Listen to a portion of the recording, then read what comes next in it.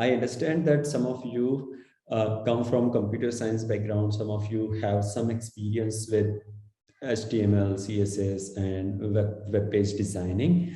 However, please understand and appreciate that we have people coming in from like very diverse backgrounds. So we will try to start from the absolute zero, and then we will start building on top of that. So like it is told, we will start with the introduction of HTML and CSS, why we use them, how we use them. And then in the I session, I will explain some of the features of browsers and HTML and CSS. And later in the V session, which is I think at around 11:45, that's when we will actually start creating the Netflix page, right? So sounds good. So for this I session, you don't need to open your browsers or your Visual Studio Code. You just need to see and understand some of the concepts. We will have enough time in the V session when we will actually be building the page together, right? So let me open my Visual Studio Code.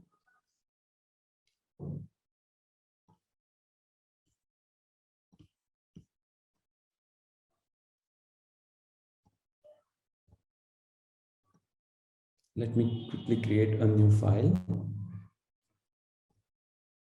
So let's say HTML. And by the way, if you don't understand what is HTML, that is also fine. I'll explain it in just a minute.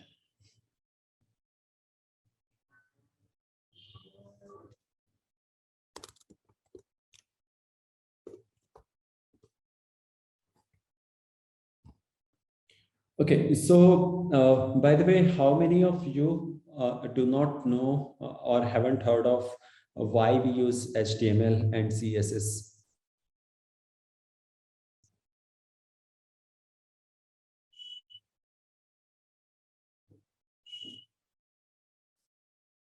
Okay, all of you do know?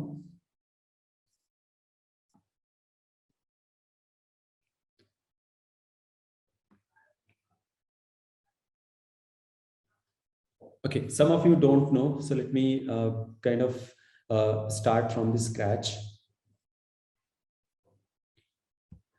So when it comes to web design, think of it like creating a painting or creating a sketch, right? So let's say you have to create a painting where you need to showcase a home, right? So how do you do that?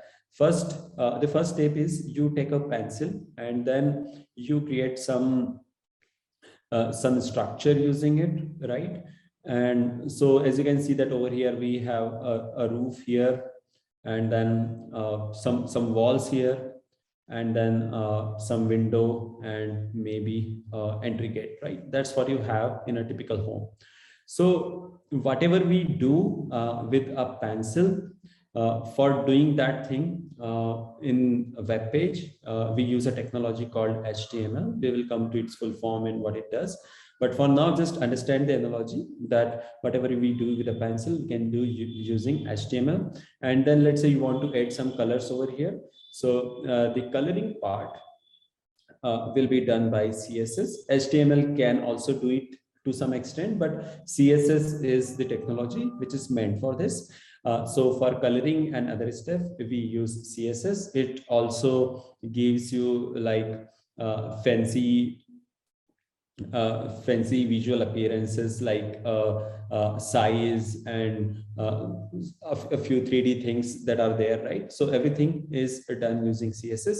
And then functionality. So let's say you press a ring button and then it will trigger some alarm, right? So this thing which has some dynamism. By dynamism I mean that you do some action, right? You press a ring button over here and then it is performing some action, right? So whenever you have some action and in the response to that action you want some operation to be performed, then you use a technology or a language called JavaScript, right? So like Nirupal just told, in today's session, we will mostly be focusing on HTML and CSS and not much on the JavaScript. If time permits, in the end, maybe we can, but the idea is to create a static web page. By the way, I'm assuming that all of you do know what does static mean. And whenever you have any doubt, you can just ask in the comment section. So static just means that it doesn't have any functionality. It will not respond to your actions, your clicks and anything, right? It will just be a plain and simple page. So, okay, any questions so far?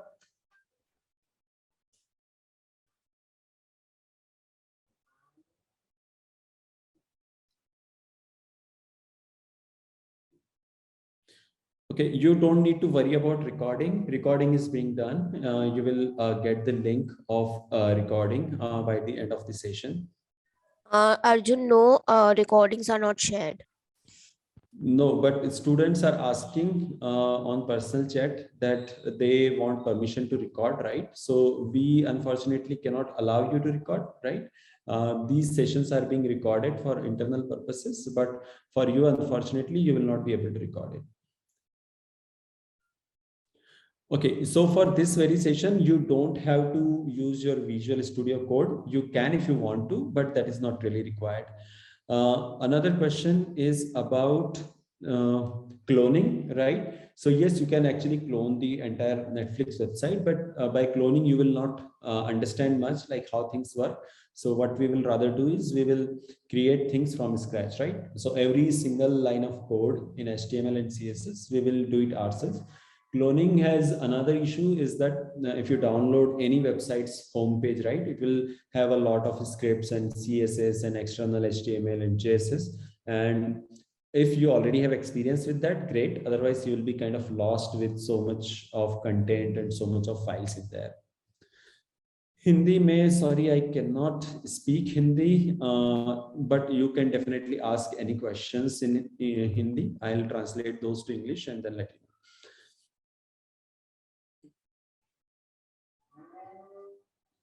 Okay, my advice to learn most from today's workshop. So please follow this IVU pattern and ask any questions if you have. But then again, request that please don't ask any question related to admissions, placements, certification of completion and all. You will have a session in the evening to address all such questions. So for these sessions, please only focus on learning what is being taught. So in the I session, again, I will explain things. In the V session, we will work on things together, right? Okay, another thing is a browser, right? So all of you have used browser at some point, right? These HTML browsers. So basically, you have your Google Chrome or Safari or Firefox. So these are the browsers that we use to surf the web. And we will need one browser for seeing the output of whatever we create. And then we will, of course, use this Visual Studio Code, right? So with that, please save your questions for a little later, right? Right now, like I said, we are only focusing on HTML and CSS. JavaScript is something we will come to it later. So please, no questions on JavaScript just yet. If there is some time left in the end, we will come to that part, right? So let me just clear my screen. So like we took the example of a pencil, right? So we can create the basic sketch with a pencil. Similarly, we can create a basic web page, very basic web page with HTML. Now the browser that you are using, it understands HTML, but we need to give it systematic instructions so that it understands what it needs to do. So first thing first, we need to tell the browser that this is going to be an HTML document, right? So these angle brackets that you see here, right? this less than sign, greater than sign. So these are the angle brackets. And for any, and this HTML is called an element. So you have your elements over here in this angle brackets. And whenever you start your text like this, right? So the HTML element is started like this, and when you want to close it, what you do is you add a slash and then write the same thing. So basically, the line number 1 says that we started an HTML document, and line number 3 says that we ended that document. Now, whatever HTML document I have, right, I can just open it into a web browser. So let's do that. Let me save it using Control S, and let me open some browser. So Safari browser here, you can use any browser. And then over here, I will open.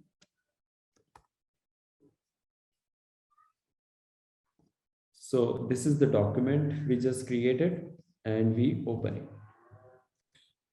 So basically, the document we create over here, it can be seen over here. Now, let me just close this tab. Okay, so as you can see, the document is created, but there is nothing over here. It's just blank. The reason is we haven't added anything, right? Okay, so question, what are tags?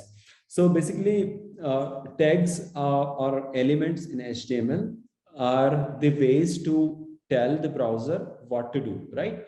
So let's say as a person, you are talking to someone, right? And you are giving them some instructions, right? Similarly, we are giving instructions to the browser. We are telling them using these tags that, okay, we have to create an HTML, that, okay, this is going to be an HTML document.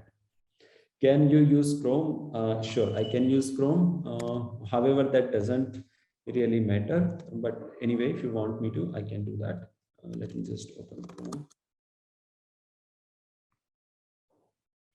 Okay, on Chrome, I'm opening the same file, right? Okay, in HTML, what we have is very similar to what we have in our body, right? We have a head, right? So head, we start head, end the head, right? And another thing that we have is actual body, right? So the HTML document is also structured like this. So let me just add some tabs so you understand this better. So this is the HTML document. It has a head and then it has a body as well. That's all, right? So this is a pretty much complete HTML document over here.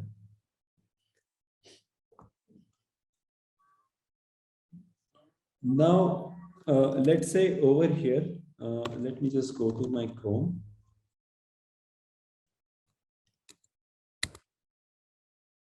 So over here, you don't see any title, right? But let's say if I open netflix.com, what I see is I see a title over here, Netflix India, watch TV shows and all. But over here, I don't have anything. I'm just seeing the file name, right? So what can I do for that? So for that, what can I do is I can tell the browser to show a title. How do we ask it to show the title? We just write a tag called title, right? So I start it, I end it, and over here is, let's say, my first HTML page. I just save it and then go back to the browser, refresh it, and then as you can see, the title is displayed over there. So basically, using this markup language, we are telling HTML, the browser, to display whatever we want to display. Now we will keep on adding more and more tags and elements over here, and eventually learn more and more about HTML. But by the way, any questions so far? Can you repeat how to create a file? Yeah, sure. For creating the file, by the way, which browser are you using? Sorry, which editor are you using?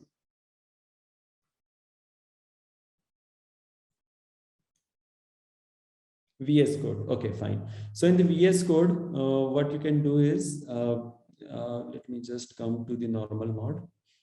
File, a new file, and then you have to select a language. So let's say I use HTML, and then the file is created. Then I go to File, Save As, and then save this at whatever location I want it to be, right? But I will not do that. I'm just canceling this.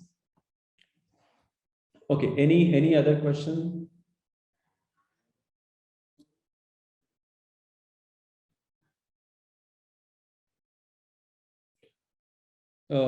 So in the body section, can we use something else than writing the title tag? So we keep the title tag inside the head, not inside the body. That is the first thing. But we can write multiple things in head. Let's say we can add some script here, or we can add some styling or other elements here. In the body as well, we can like put many different things. Okay, taking the next question. How it can be open in Chrome, from where we copy the path. Okay, so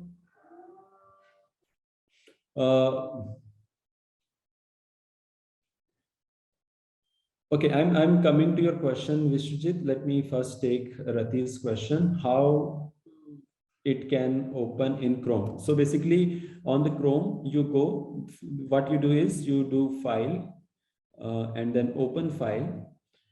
And then wherever you have saved your file, right? So in my case, I have it in my documents. So I can just go and open this, something like this, right? And it will open. Now, wherever you have saved this, right? So from Visual Studio Code, you do file, save as, whatever location you give, you can do that. And there is another way as well. The other way is basically you open your Finder or Explorer wherever you have your files. So in my case, let's say I have it in documents, right? And then I go to Chrome. I can just drag and drop it inside the Chrome. So let's say I have this HTML file here, or have it here. I can just drag it and drop it here, and it will open it, right? So you can just drag and drop it inside your Chrome. Now the next question is, which site is used for coding you're doing? I'm not using any website. I'm just using this editor, Visual Studio Code. You can use other editors as well.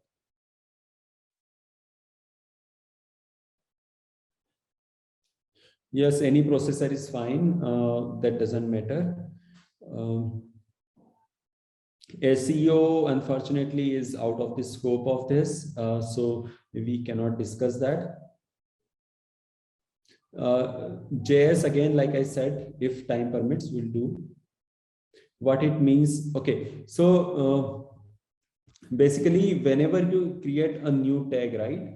So let's say I'm creating a new tag P. So I start it using angular bracket like this, and when I want to end it, I use a slash there. So basically, this is start of P tag, and this is end of P tag, right? This is how tags are organized.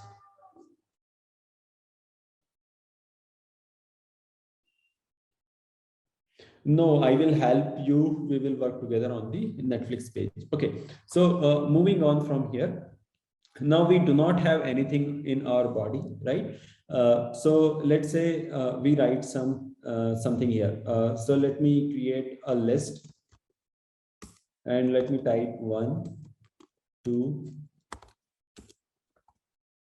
3, right? I save it. I go back to the Chrome, and then I refresh it. For refreshing, what you can do is you can right click and then press reload, right? So it is showing list 1, 2, 3. Now let's say I want to make one bold, right? I want to make it bold. You must have seen things being in bold. So what I do is I need a B tag here. So whatever is inside this B, right, it will be bold. So now 1 is inside B. It should be bold. If I reload this, as you can see, 1 over here is in bold. Let me just zoom it in a bit for you to see. Okay, now just like bold, you have italic as well. So if you want to make something italic, then you can just do that as well. Or similarly, what happens? Can anyone guess what if we do it using U tag? What can it do?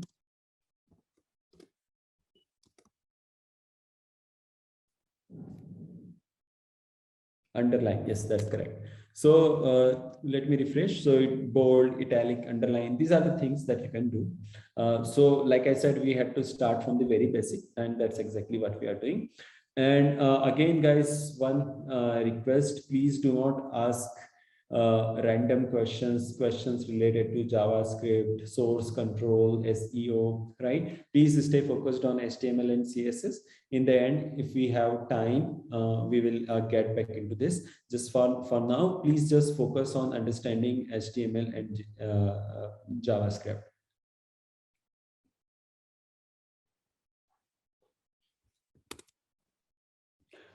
So head tag is usually not for putting anything, right? Most of the stuff goes into body. Head tag is mostly for your title, your script, your style sheet. We will come to those style sheet and script later on. But on in your body, you will mostly add all of the things that are going to be there.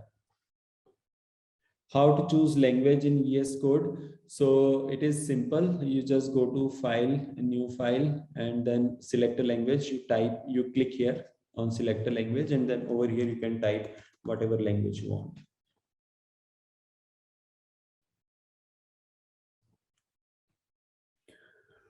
Okay, so these are like the very basics of HTML. Let's talk a bit more about on some of the advanced concepts. So just a minute, I have some message on Discord.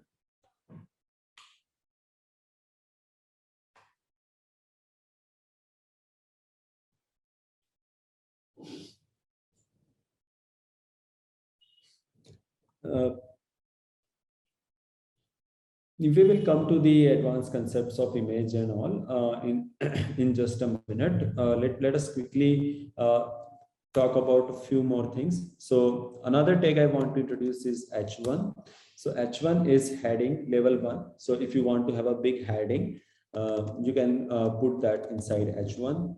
And similarly, you can use H2 for relatively smaller heading. So let's say if I use here H2, call it subheading. Right. So the more levels you go down, the smaller the fonts become. So let us see how it is. So H1 gives a big heading, H2 a relatively smaller heading, and that's the pattern it follows.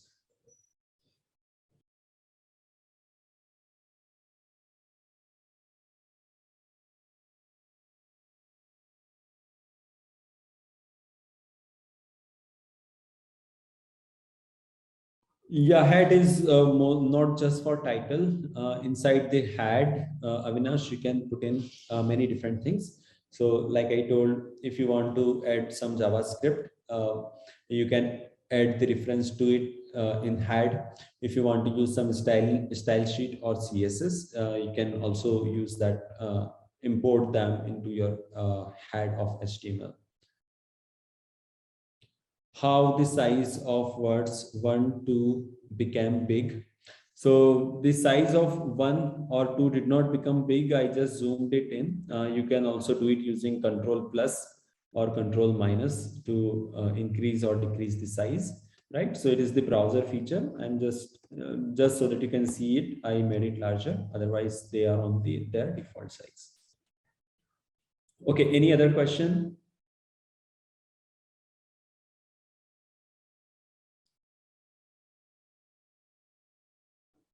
VS Code is on your local, so you don't need to access it, or you don't need any website for that.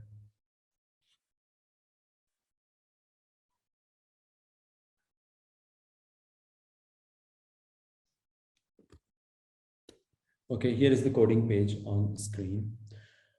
Now, another thing I want to show is Yes, we will do the project start soon. A few more things that I need to cover over here, and then after that we will actually start that part.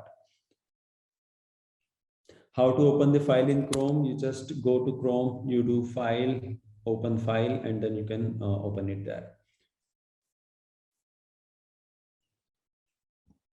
You can use any browser. You just copy this link from here and then paste it in any of the browsers, right?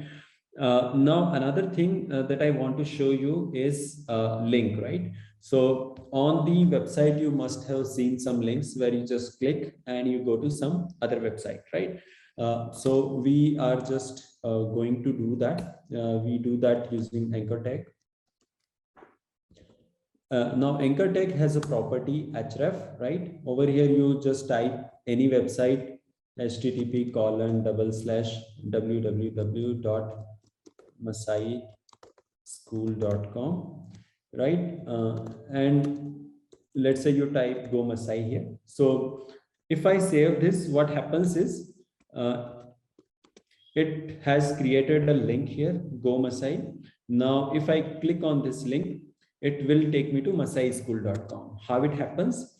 Using this. So basically in this line number 15, what we are doing is we are telling the browser that if someone is clicking on the text Go Masai, they should be redirected to this website, right? So that's how we tell it to create a link where they can go.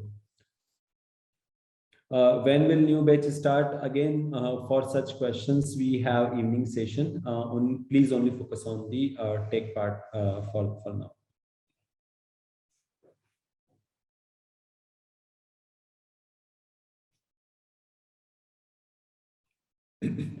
Another thing is, instead of opening a new link, you can also add a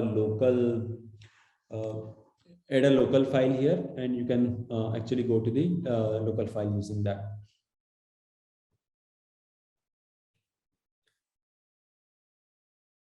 So you can put any link here, right? You can just put google.com here.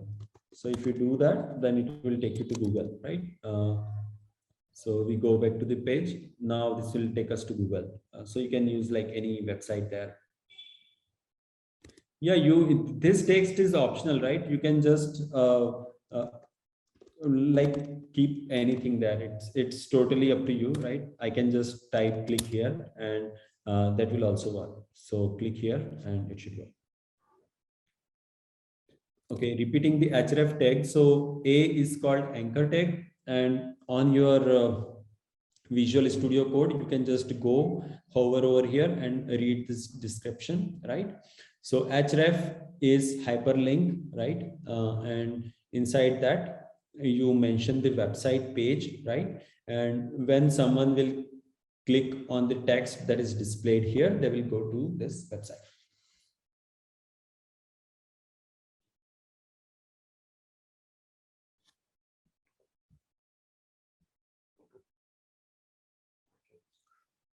Now, Prateek, for such questions, I would recommend that the best way to learn HTML is to try things out. So for example, what happens if you don't use HTTPS, right?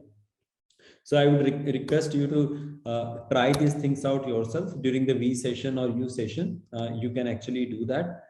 So as you can see, it will not work, right? Why? Because it doesn't know where it needs to go, right? It will try to find this google.com in some local file. It will think that, okay, this is some local file, and it will try to find it inside your local place, right? So over here, it is searching in users, Arjun, documents, and then google.com inside that, which it will not find, right? So that's why you need the HTTPS over here. You are going to teach us all the text? No, I will not, because in HTML there are a lot of tags. So I will only cover a few of them. So let's move on to the next one. So let's say I want to create a paragraph, right? So what I do is I put that inside P. So this is a paragraph, right? And then I want another paragraph. Again, I use a paragraph tag, and this is another one. I save it and I go back to the main file. And as you can say, this is a paragraph, and you see this spacing here. Oh, right. So that is how paragraphs are created. And now the next one is which one can we list. So let's say you want to create a list of items. How do you do that, right? So for that, what you do is you create an ordered list. So it is an ordered list. It will have ordering of 1, 2, 3, and then over here we have a list item number 1, say 1, right? And then another list item. We save it and we refresh it. We see the list 1, 2. So like this, you give orders. If you don't want 1 and 2 here, then you can use an unordered list, which will give you some bullet points. So basically, this p tag is mostly for formatting, right? Now I will show you one interesting thing. Let me open my. How many of you have heard about Viswig editors? What you see is what you get.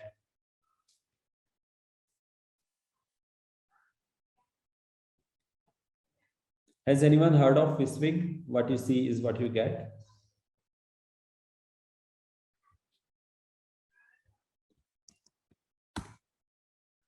No. Okay, I'll show you something really cool. So basically, this is a Viswig editor, meaning what you see is what you get. So it is a cool way to learn HTML. So let's say I am typing something here. Let me just get some text from somewhere. So let's say I copy this, paste it here. Right. So as you can see, what I just pasted something here. Let me do that once again. So I am pasting something here, and on the right, it automatically detects the respective HTML, right? It created 2 paragraphs here. Now, let's say if I want to make this thing another as bold, right? So let me just quit this Grammarly, it is disturbing. Okay. So basically we have this another here, right? If I want to make to underline this, what I do is I usually use the tag u for that, right? So I use u and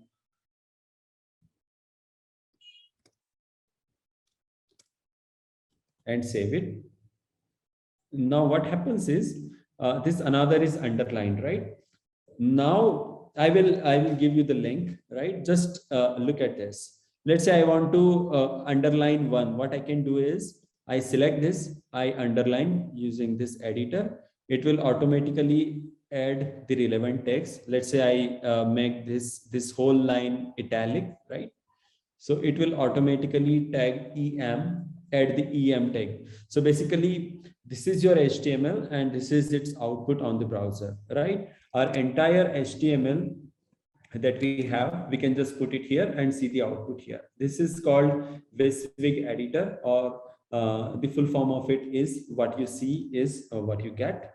So I am sharing it with everyone. Just a minute. Yeah, this one. So you can use this editor, play a bit with it. This will kind of help you understand how HTML works. Or if you are like absolute beginner and you don't know how to, let's say to these two, I want to give numbering. So it has created this ordered list that we just created, right? So it will automatically do this for us.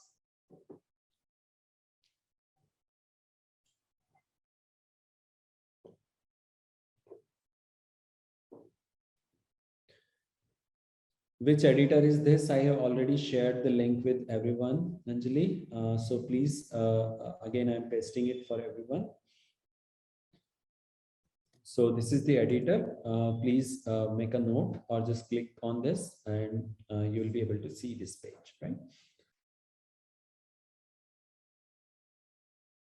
Okay, great. Apart from this, there are like many different things that you can do there in HTML. So let's go back to our editor. Here is my Visual Studio Code. Let's say I want to add an image here, right? What I need to do, like, can anyone guess? I have to add a tag for image, right? IMG tag, right? And for those who don't know, don't worry. HTML is huge, right? There are so many tags. If you don't know like how to do anything, what you can do is you go to your browser. This is really cool website called W3 Schools, right? You just go there. Over here you have this HTML tutorial, and then over here you can see all the HTML different tags. If you want to add an image, you can just Control F image. It will give you HTML image. And over here, you can see an example. You can go ahead, try it yourself. And this image code is here and it is displaying an image here. So you can do that. But let's say how we do that, right? So again, back to the editor, we will use img tag, right? Now, in img tag, there are two properties that you need to mention. Yeah, this is a very well-known site, right? So it has the image element. Just hover over to here if you want to see the description, right? So if I come here, it says an img element represents an image, right? Then it has two things. This so src means the source of image. So where exactly is the image that it is going to use, right? And then alt meaning alternative text. If the image is not loaded, what is the alternative text that should be there, right? So image source, where do you have an image on your local computer? That path you need to give, right? So in my case, if I go back to here, right? Over here, in the same folder, you should have an image. Otherwise, it will be a little complicated. You will have to give the path. So in my case, I have this image in the same folder, right? So I can just copy its name, go back to the editor and give the file name there. Alt text, so you can give whatever, let's say you say some image. It is not even required, but you can give it some name, right? And then you reload the page and an image will be loaded over here, right? So remember, the image should be in the same folder where you have your HTML file. Otherwise, you will have to give it some name. Or another thing is you can also give reference to some online image. So let's go to let's go over here, and in Google we search HTML, we go to images, and let's say we find this image, right? So basically what I'm trying to say is you can go to any image online and then you can give link to that image. So for example, Netflix logo image is what I search. So let's say I find this image. What I need is I need to go to the image URL. So copy image address. Right. So this is the image address that I can put in here. And if I go back to my original page and reload it, now it will display the Netflix image. So basically you can show a local image file, or you can show another image file on the internet, right? You can put it there on your website. Okay, moving back to the questions. Any questions on image tag? How to adjust image size? Yes, we will come to that in the CSS. We will use CSS for fixing and adjusting this image size.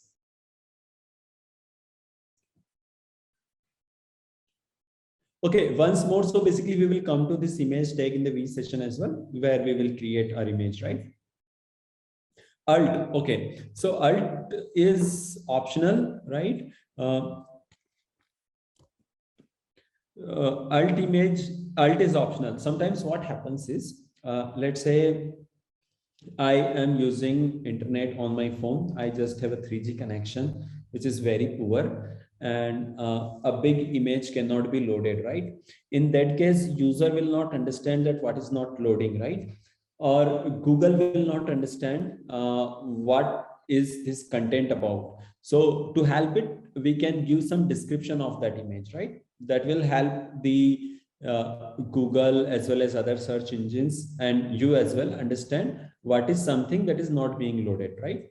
So let's say I give a spelling mistake here, right? Save it and then reload it. Now the image is not loading, right? But if you have the description, right, you will know that, okay, there is some image that is the browser is trying to display, right? So hope that answers your question on what is the usage of alt.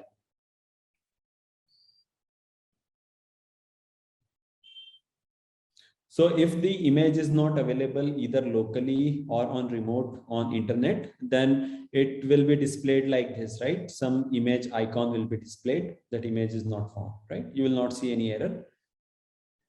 Why image tag is not having a closing tag? Okay, good question. It is optional. You can add a closing tag like this, right? So whatever tag you use, right? Let's say you use a paragraph. So there are two ways to close it. One is using an opening bracket and then using a closing bracket. Another way is to just use a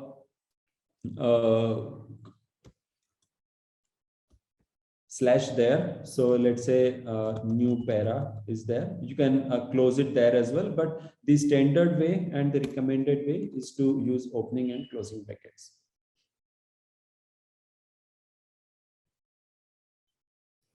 Okay, so we have quite a few long list of HTML tags here. We will circle back to this if we have some more time, right? But for now, let us move to the CSS part, right? So CSS will actually add the styling to whatever we have here. So for demonstrating CSS, let me copy some text from the internet.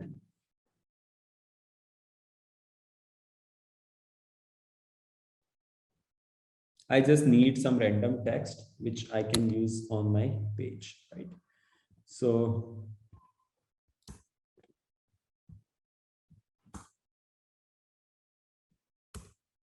just give me a minute. Right, we save it. Now what we want to do is, let's say we remember the example that we discussed in the morning. What we had is we created a structure, right? This is the door, this is the window, this is the roof, this is the wall, right? Similarly, in HTML, we also have multiple different elements. So what we do is we use a div tag. So div is just a division, meaning it is one component of the entire web page, right? So inside a div, let's say I have these two lines. And then similarly, I have another div. And over here, I put this line, nothing fancy. It's just a div, meaning a separate division in the HTML page. So I just save it. And over here, let me close all the other tabs and reload this.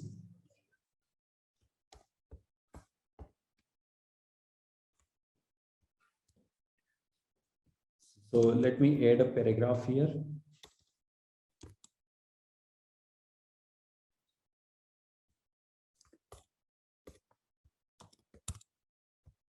Refresh it and we have two separate paragraphs. And by the way, I'm sorry, I cannot take all of the questions unfortunately. And even if, and I'm just focusing on making you understand each and everything, even if you don't understand, please don't worry. During the V session, again, we will do everything from scratch. We will actually work together and create the Netflix page. But for now, just focus on understanding how things work.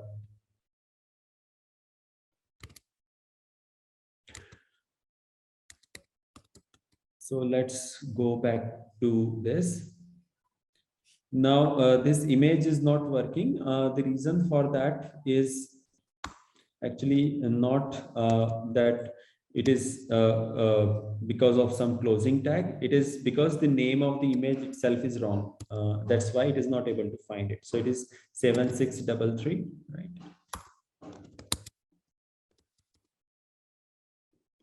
We load it and the image is there. So I knowingly made a spelling mistake here so that the browser is not able to find it, right? My screen is not visible. Okay. I mean, anyone not able to see my screen? Arjun, your screen is visible. It's visible, right? I retried Yes. sharing it. Okay, okay, great. So over here, let's come back to this div part. Now, let's say we want to give some coloring to this, right? How do we do that? So for that, what we need to do is we need to use CSS, right? As we discussed previously as well, that if we want to add some coloring effect, then what we do is we use some CSS. So for CSS, what you need to do is there are actually different ways to put CSS in your file, right? One of the ways is to use internal CSS, which is we will have a CSS inside this HTML document. Another way is to have external CSS. In that case, what we do is we put our CSS in a different file and tell this HTML page that we have a CSS somewhere else, and it will link to that and get all the styling and color information there. Now, CSS stands for Cascading Style Sheet. It is used for providing styling to your HTML page. So remember, your HTML page is just a plain page with no much styling. It's just a very plain page. If you want to give it some colors, some, let's say this image, right? It's really weird. It's quite a big image. So if I want to kind of resize it, make it smaller, what do? I use CSS, right? So let's come back to here. Now inside the head, we write a tag called style, right? Style tag. Now, if you hover over to this style, so style element allows to embed style information in the document. So we are actually plugging in CSS inside our HTML page, right? Now over here, what we want to do is we want to give it name, right? Whatever style name you want to give it, it is up to you. The only thing is it should start with a dot. So dot, let's say my style, and then you open and close a bracket. Then over here, you can provide some styling. So let's say color, right? I want the color to be, let's say orange. Right. Now, this is a style that is available. It will make the color to orange. Let's apply this styling to our div, right? So over here, what I need to do is I need to tell this HTML page to use this style information. How do I tell it? So basically what I'm doing over here, there is a door. I want to tell the HTML that apply this color to this door. How do I do that? So I tell it using a tag called class. So I do class, and inside here, I will give the name of whatever styling I want here. So over here, I will do my style, right? Remember, over here, we are using a dot, but over here, we are not using any dot, right? And then I just save it. I go back here and I reload it. So as you can see, this line has this styling associated with this now. As you can see that there is color change over here, and that is because of the styling we have added, right? Any questions so far before I move ahead?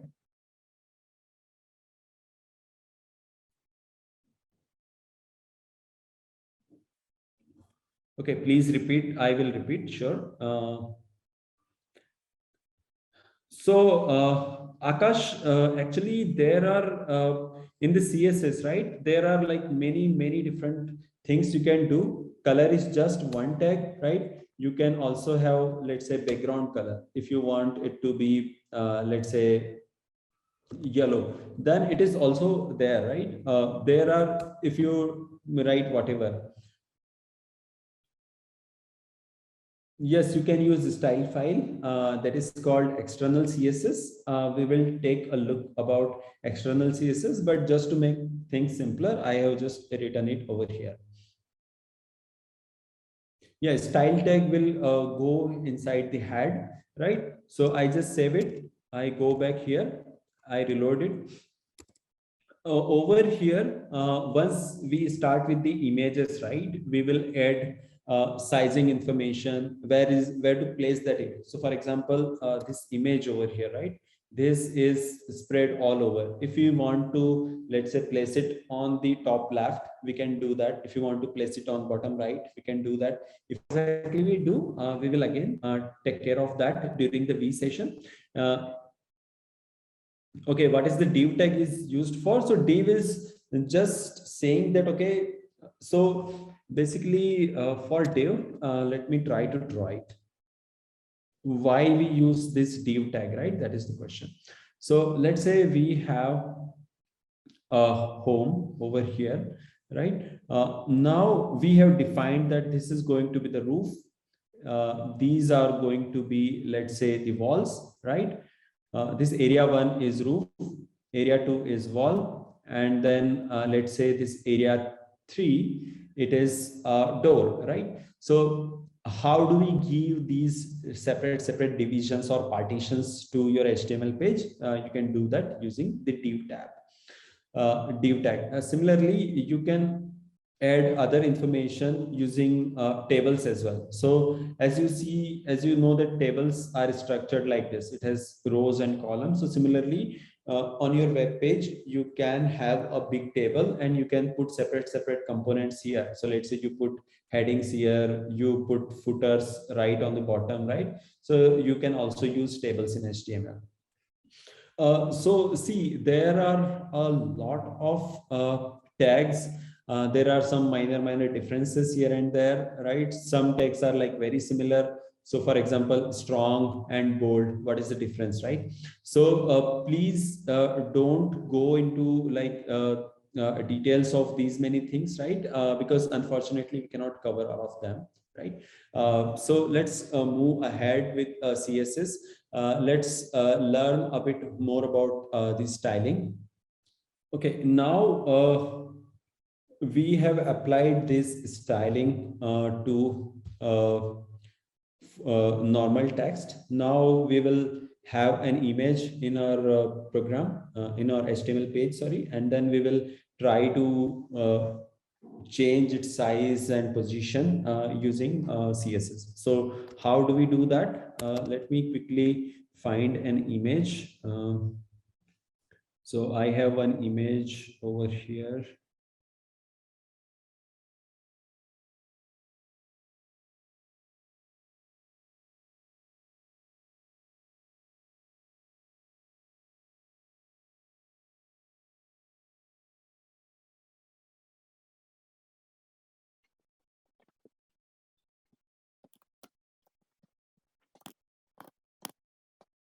So let's say we want to give some styling information to the image. So let's say I create image style, right? Now over here, whatever image we have, we can actually add a few properties here. So let's say position. So we want to give it absolute position, not relative to other components, right? Now, where exactly we want to put that image. So let's say on the top, let me switch my video on. So let's say right on the top, we want to leave 5% space, right? So over here, what we can do is top. So let's say we want 5% space there. We will leave the 5% space on the top, and then the image will be there. Similarly, we need to leave some space on the left. So let's say left 10%. What are the other things we can do is we can let's say transform it, right? So remember, in your maths classes, you might have learned the linear algebra, x-axis and y-axis. So where will it be positioned on x and y-axis? That is also something you can mention. So let's say mine over here, I mention minus 50%. Minus 50%. Now, if you wonder what will happen if you change these values, so like I said, the best way to do that is just to try this out, right? So this image style, we need to apply it to the image over here. So basically, you can put this image inside a div and then apply it there, right? So these are some of the properties. Yeah, these are like coordinates. We will download the Netflix images. We will go through that step by step, right? Now we are going to create the actual thing. So whatever we have created so far, we will not use that. We will again create a fresh folder and files inside that, right? So how exactly to do that? Please follow exact steps, right? So what you need to do is you need to go to your Windows Explorer or Finder, whatever you have, right? So just go here and create a new folder, right? So over here, I'm creating a new folder. Let me call it Netflix. And please, everyone, you can name it whatever you want to name it, but keep the names same so that it is easier for you to follow. So the folder name is going to be Netflix, right? So that it is easier for you to follow. So it's nothing fancy, right? Just go to your Windows Explorer or your Finder based on whatever operating system you are using. Go to any of the folders. Over here, you create a new folder, right? Give it any name, but I would recommend you stick to the naming convention, right? So I am naming it Netflix. You should also name it the same so that it is easier for you to follow, right? So the Netflix folder is here. In my case, it is inside the documents folder, right? I hope my screen is visible now. Can someone confirm? Yes, okay, thank you. So we just created a Netflix folder, right? That's all. Now, what we do is we go back to our Visual Studio Code. Over here, I'm starting from 0, right? So there is nothing already there. So you will see a page like this. You will find open file or folder, right? You can also go over here and do file, open folder. So go to open folder. And then whatever folder we have created Netflix here. So we just open it. That's all. So the Netflix folder is open and it doesn't have anything. Now it might show you whether you trust this or don't trust this. So you say that, okay, I trust this. In some cases, you will not even see that. So that is fine.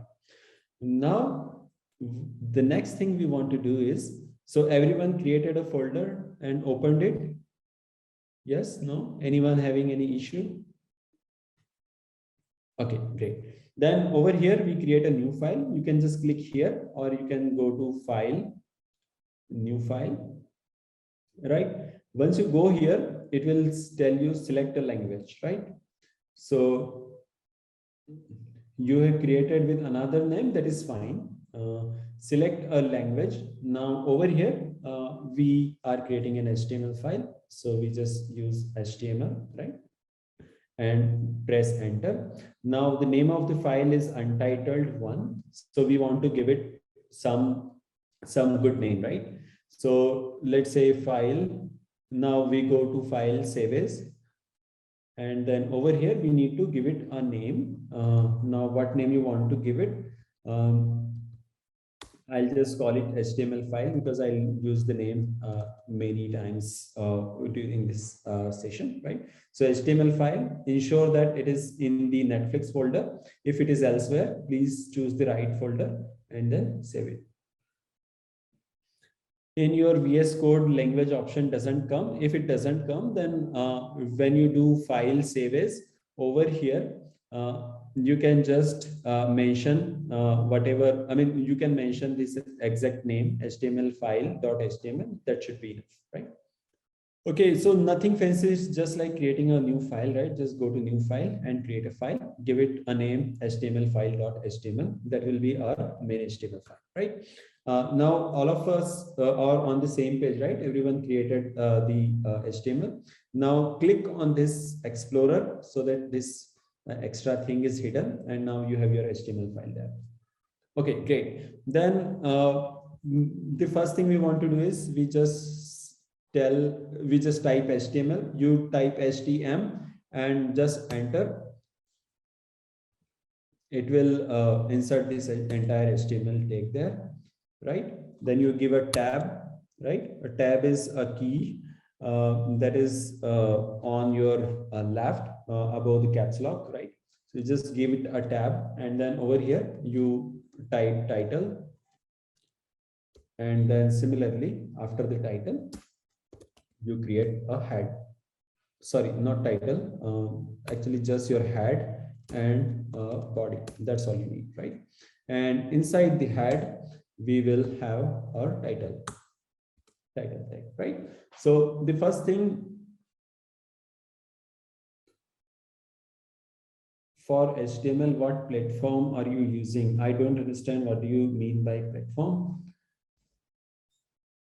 If you cannot open a file, then you can create another file over here, right? I am not using anything except this VS Code, right? So I'm using Visual Studio Code here. Now open your web browsers. On your browser, go to netflix.com.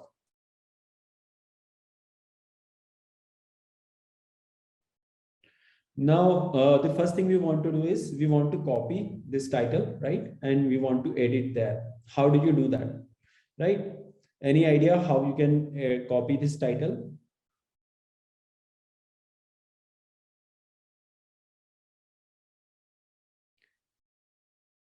Okay, so you just right click anywhere on the page, right? And then you will see an option, inspect, right? So you just go to inspect. Now you need to find what is the title, right? So you just do inside the head, you will find the title. So you will have your title somewhere here. You can just do a Control F here and then type title. And then you will see your title being highlighted. So this is the title in my case, right? So I just copy it. And then inside the title over here, I will paste it, right? For those who cannot find it, I'm still here waiting for you to do that. By the way, I'm pasting this title and sending it to everyone in the meeting, right? Once again, I'll repeat this step and we will use this over and over again. So right click anywhere on the page and go to inspect, which is the second last option. And once you are over here, you just do a Control plus F, and you will be able to find anything here. So title, for example, this is how you find it, right?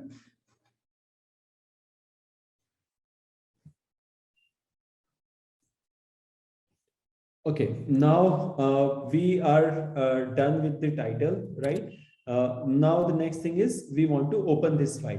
So over here in the Chrome, I'll do File, Open File, and it is inside the Documents, inside the Netflix folder. Let me just move it elsewhere. And this HTML file is here. So I just open it. So as you can see, the title is there, right? This you see some weird characters here, which is because of this copy paste error. So you can just remove it and add a minus sign there, which should solve the problem, right?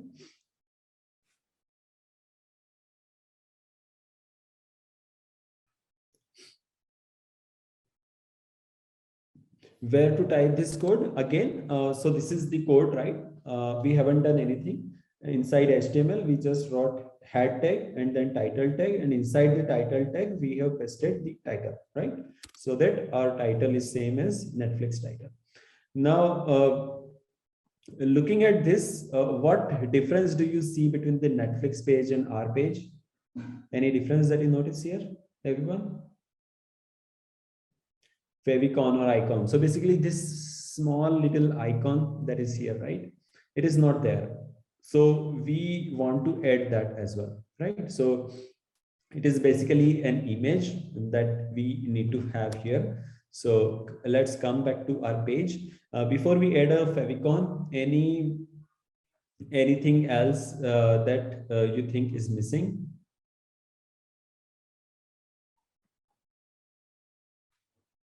Or anything you are having trouble with? Okay, so to add the favicon, what we do is we go after the title over here, we will add a tag for favicon. So there is a link tag, just add a link here, right? Inside the link, what we are referring to is an icon. So type icon here, and then in the href, actually, we need to mention the location or the URL for this icon, right? That's what we need to do over here.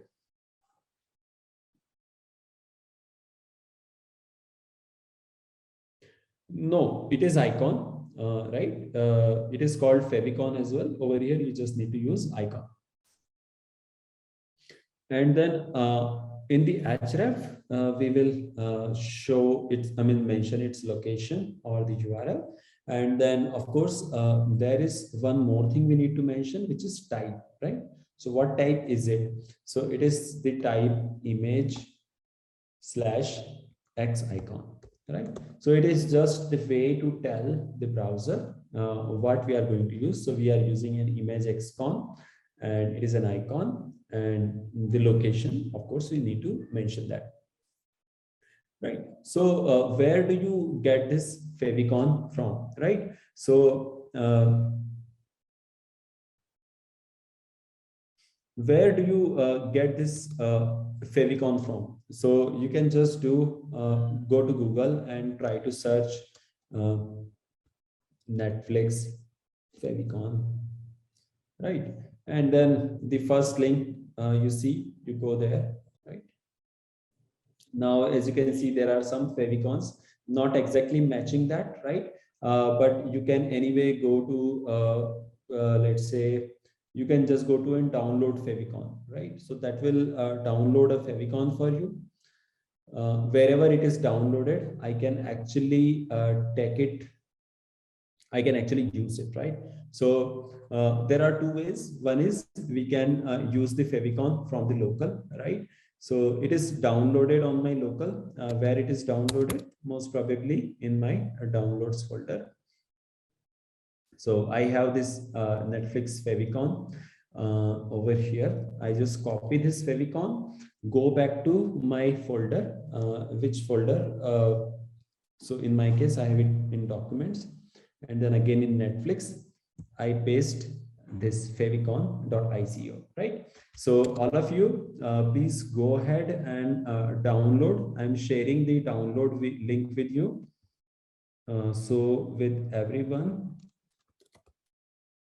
I'm sharing this link, right? Just go to this link and it should download a favicon for you. Or you can just go to download favicon here, right?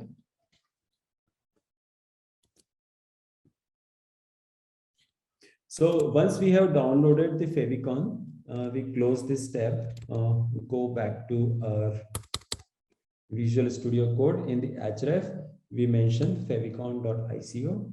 We save it and then refresh the page. And as you can see, the favicon is there, right?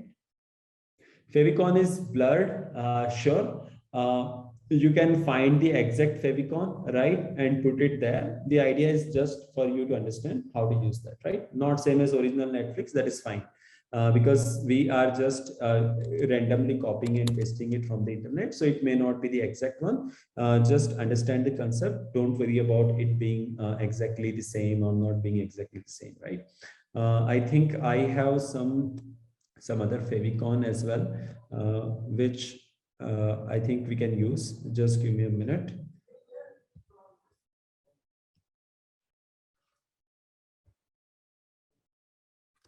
No, I don't. So anyway, if you can find the favicon, other favicon, you can also use that.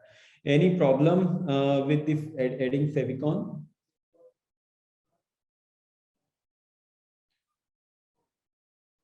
Okay, so you don't need to. So two problems. Can you repeat again? Sure, I'll do. You cannot open the favicon. Don't worry about opening it. You just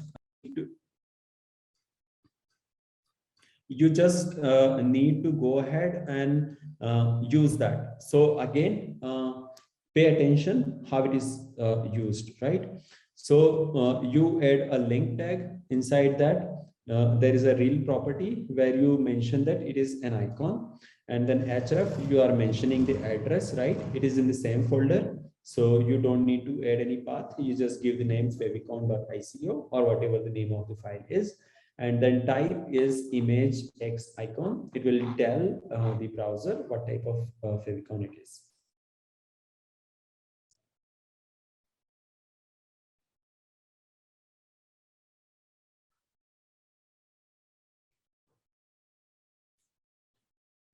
Okay, I am not going very fast. Unfortunately, we have to cover a lot of things, so may not be able to answer all of your questions. Under link type always remains same, sir. I don't understand the question exactly.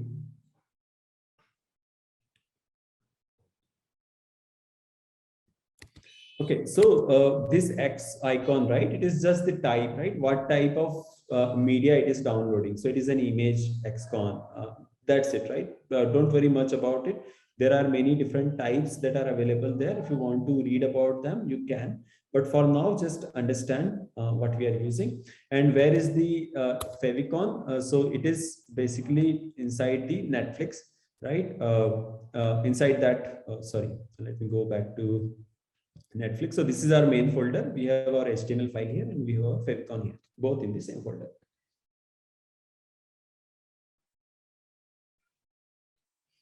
Okay, so let's move on to the next thing.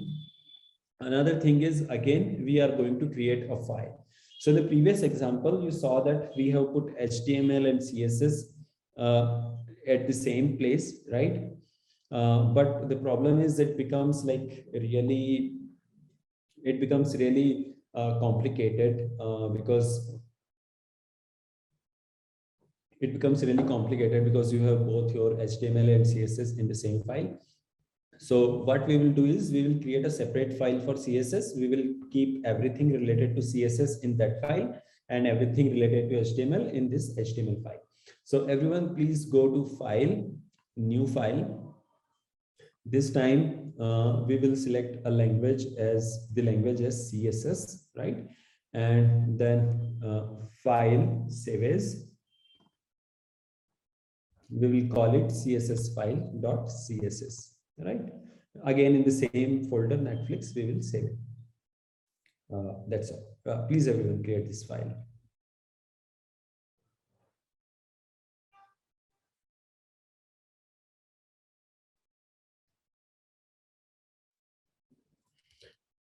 And by the way, whoever wants to send me message, just look at the screen, right? You just go to everyone in the meeting, and then either you type here or you just select my name from this list, right? Arjun Thakur, just select it, and then you can send it to me, right?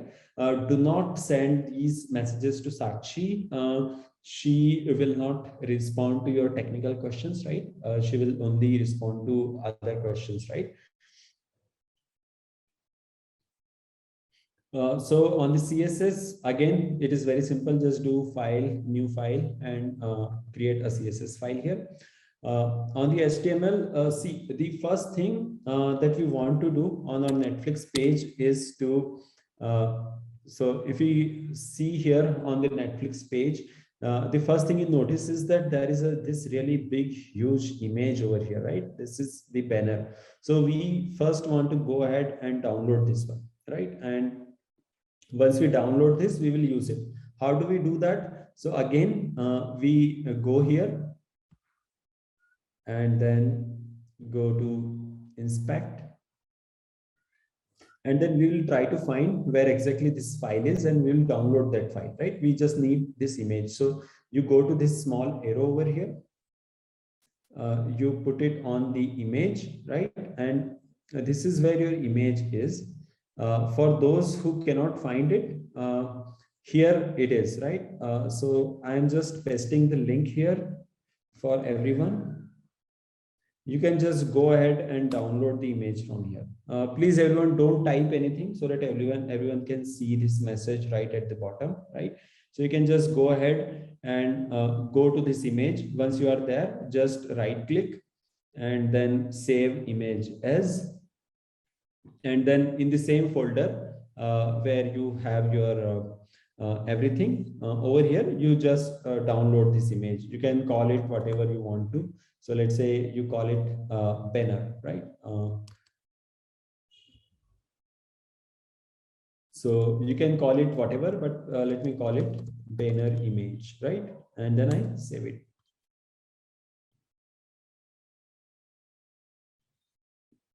So everyone should have the banner image downloaded in the same folder, right? Please confirm once you are done.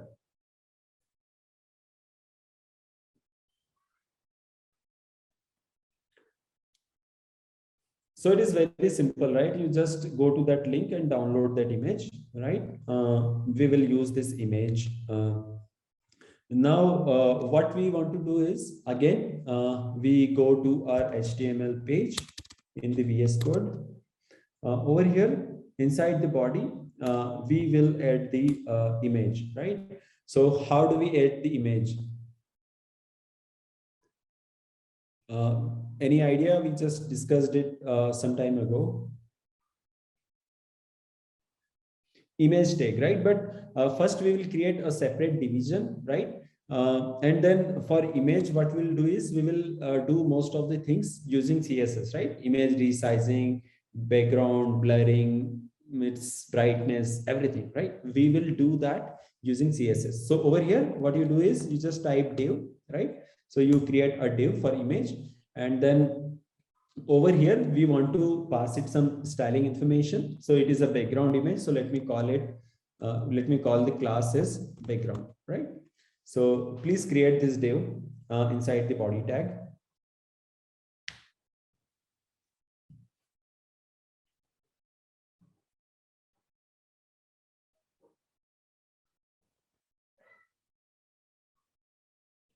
Okay, now the next thing I want you to do is copy this background text, right?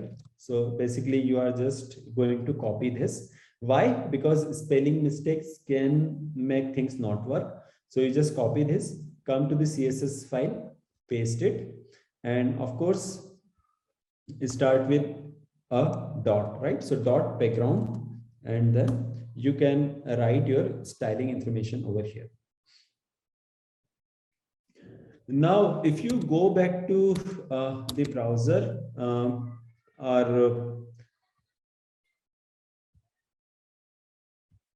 our main page, right? Over here, if you refresh it, you will not see anything. You will not see the image because if you again go back to our HTML file, right, there is nothing. We just created a div and told that format it according to the background. What is background? Over here, right? So in this background, I need to mention everything.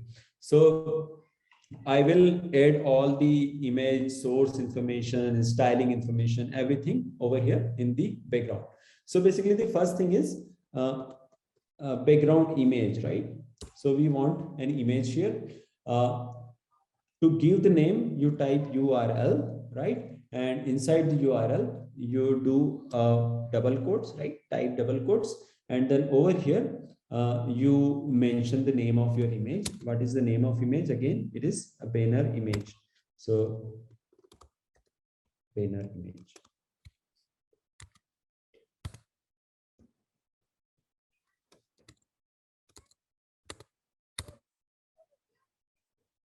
Right. The next thing that you want to do is to set its height, its position, and everything.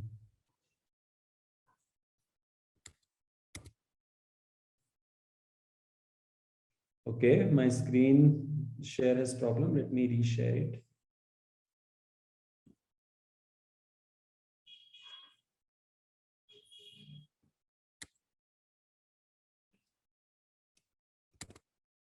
Now, over here, where the image should be, so you give it a few things like where should it be? So background position, we want it to be right in the center. So the position will be on center. And then do we want to repeat the image? Not really. So background repeat will be no repeat. Don't worry if you cannot type this fast, I'll give you enough time. And then background size, we want it to cover the entire screen. So you can give whatever length and width percentage. So we save it. Now, if you again go back here, you reload your page, it will not work. Why it will not work? Can anyone tell? Someone is saying extension is a problem. So basically the first thing we want to do is we need to tell this HTML page that this background class, right? It is inside this CSS file. So we need to wire these things together. It's like the bulb is here, but the current is not being passed. So we need to wire this bulb with this power source, right? So we actually need to tell this HTML page where is the location of this CSS file, right? So to do that, again, we have some syntax that we are going to follow. Now, syntax for that is again not in the body. It will be over here somewhere on the top. So before we link it, right, there is one more thing I want you to understand is comments.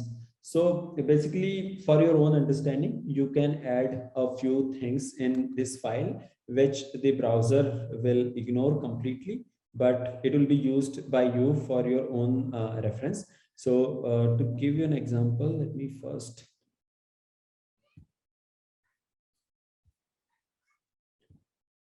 Okay, so over here, let's say I type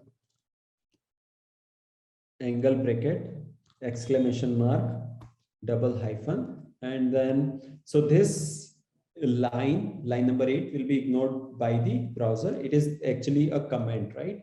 So browser will not take look at this. You can write whatever you want to write to explain things to yourself. So let's say I want it to be linked to the external CSS. So I am linking external CSS file here. Now, how do I do the linking? Using the link tag. Link. Now, it is going to be a style sheet, and then href. In the href, we want to give the location of our CSS file. So, what is the location? The same folder, CSS file.css. Just save it.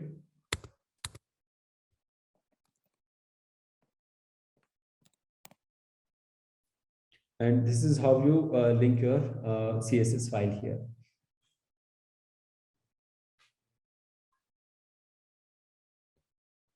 Okay, show the CSS code. Here it is.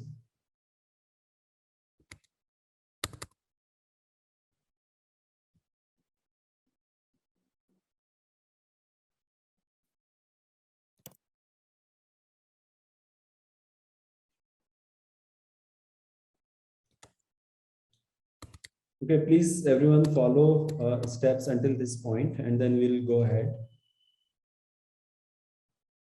Yes, you can pass the URL if you want to. You can pass the local URL as well as you can pass the URL of the image itself, like both will work, right? So, for example, where is the URL that I gave to you? I think on my clipboard.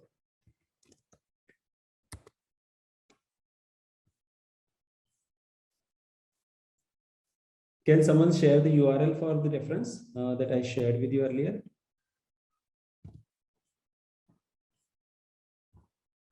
Yeah, so basically you can use this URL as well.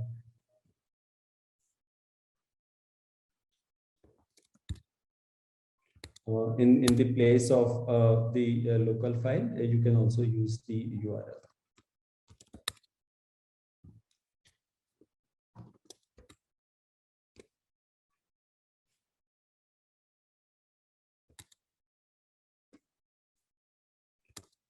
Now, another way is that in the HTML file, the previous way that we used was we have this entire style sheet over here, right? But for that, again, like we discussed previously, is you need to use this style tag.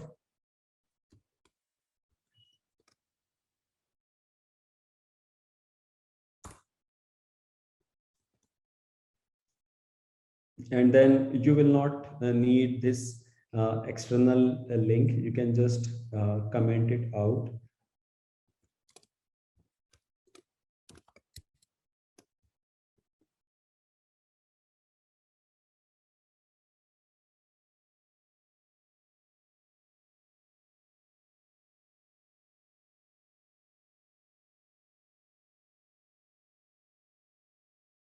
Once again, go back to this place.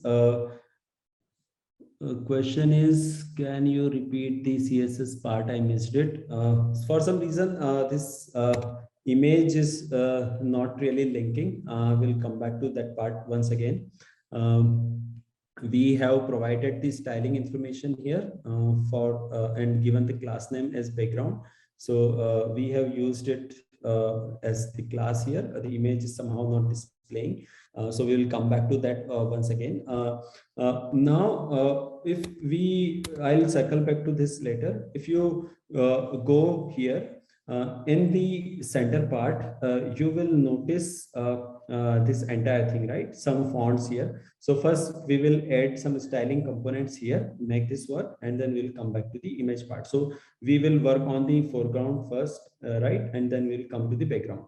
So this is something we need to do. So for that, once again, go back to your Visual Studio Code. Inside the body, we will create the remaining thing first, and then we'll link the background, right?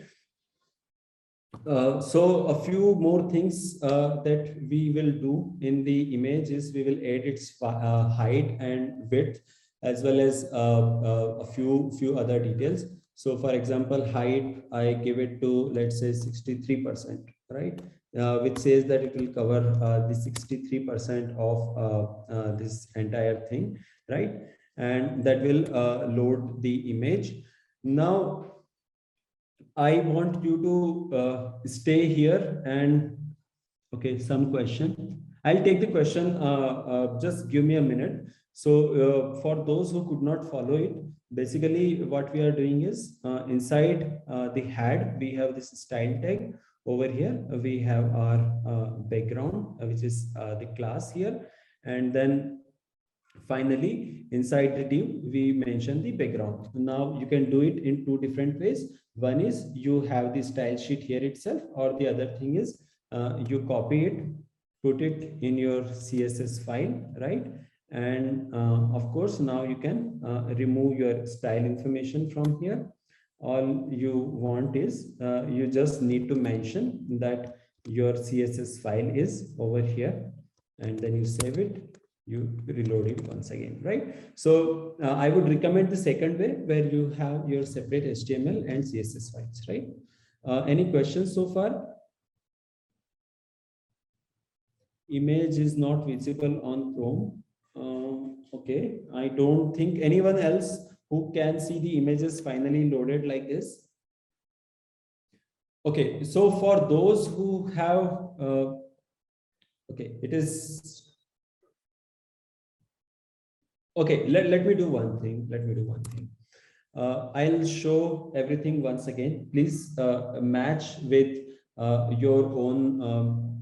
Basically, if image is not loaded, see, if you go to CSS, the image name is banner image.jpg, right? Now, if you go to your image location, the name should be same, banner image.jpg. So there shouldn't be any difference, otherwise image will not load. So can you check this as well? Gulshan, we will come to how to format that image, but for now, please let everyone complete until this point.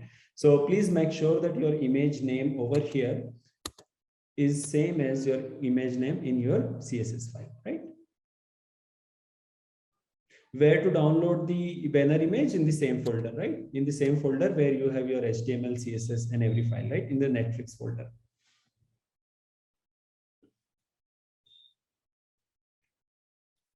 Okay, how to download the image, right? So for image, I had shared a link with all of you. You can just go to that link and right click. Can someone again put the link here for that image that I shared with you?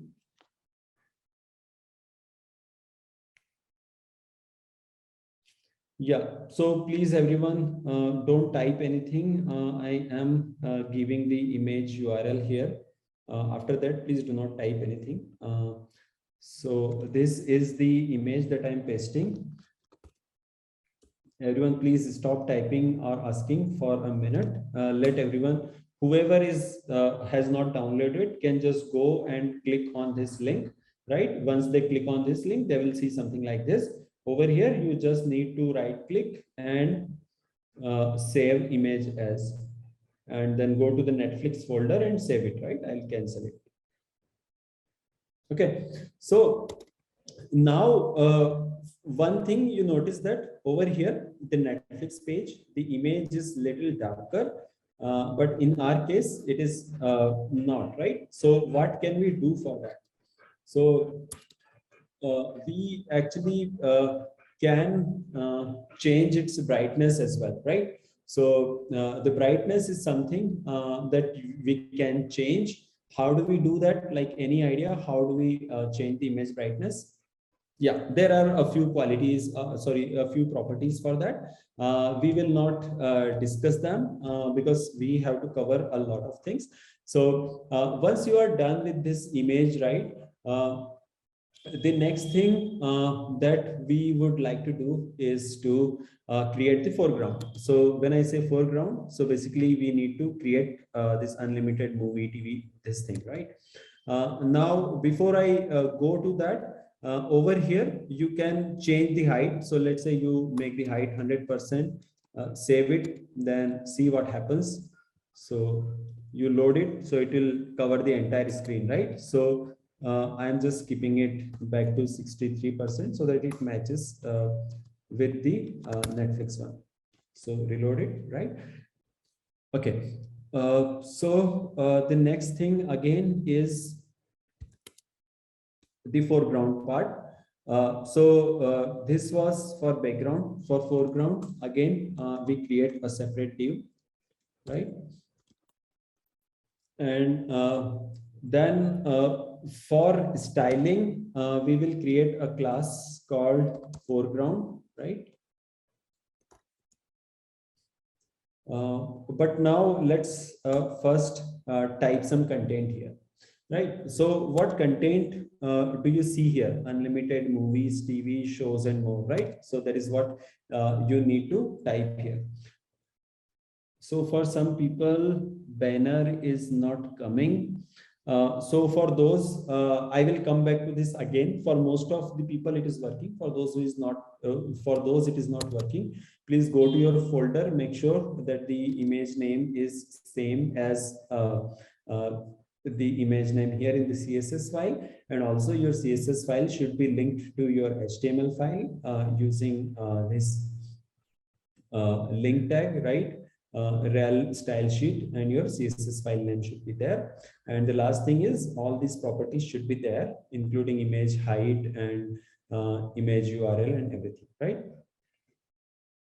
And also, yeah, thanks for pointing out, Sheikh Sharif. Please make sure you have saved your HTML file as well as your CSS file. Otherwise, it may not work. Okay, please, I will give you some more time in the end. So don't worry about the image. For now, let's start with the foreground part, right? So in the foreground, you will see some content over here, unlimited movie, TV and all. So that's exactly what we will be doing here. So inside this, let us type, and please type with me whatever is there. I have this on my other monitor, unlimited movies, TV, shows, and more, right? That's there. Now, as you notice that on the Netflix page, it is written in like big font. So what we'll do is we will cut it and paste it inside H1, which will make it bigger, right? And then the next line is very small, right? Watch anywhere, cancel anytime. So for that, we will use the small tag, small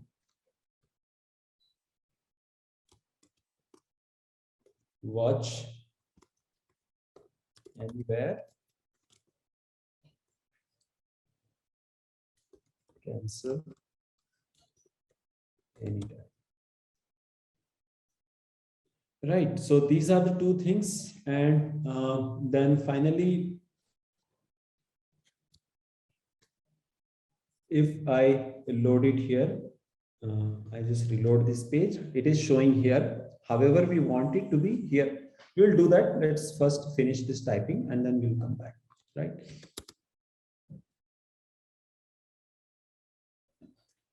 And then finally, what we want to do is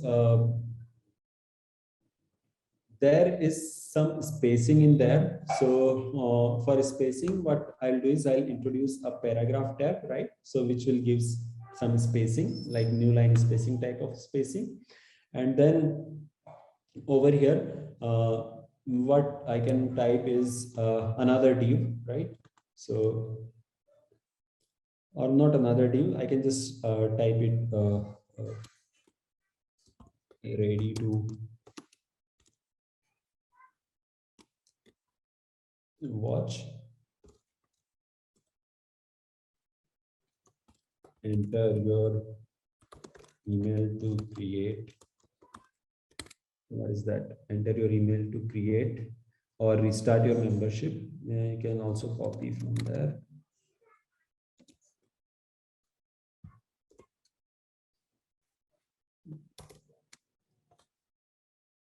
Right, this is what we have done. For the class, we need to create a foreground class. Again, if I go back, refresh it, it will be seeing here. We want it to be right in the middle, right? So we will do that using CSS. Everyone done till this point?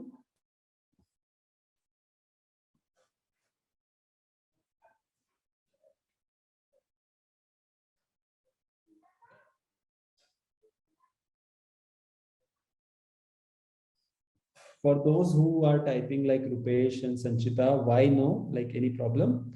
Don't worry about image. We'll come back to the image part later. Just focus on this one for now. Show the code. Yes, here it is.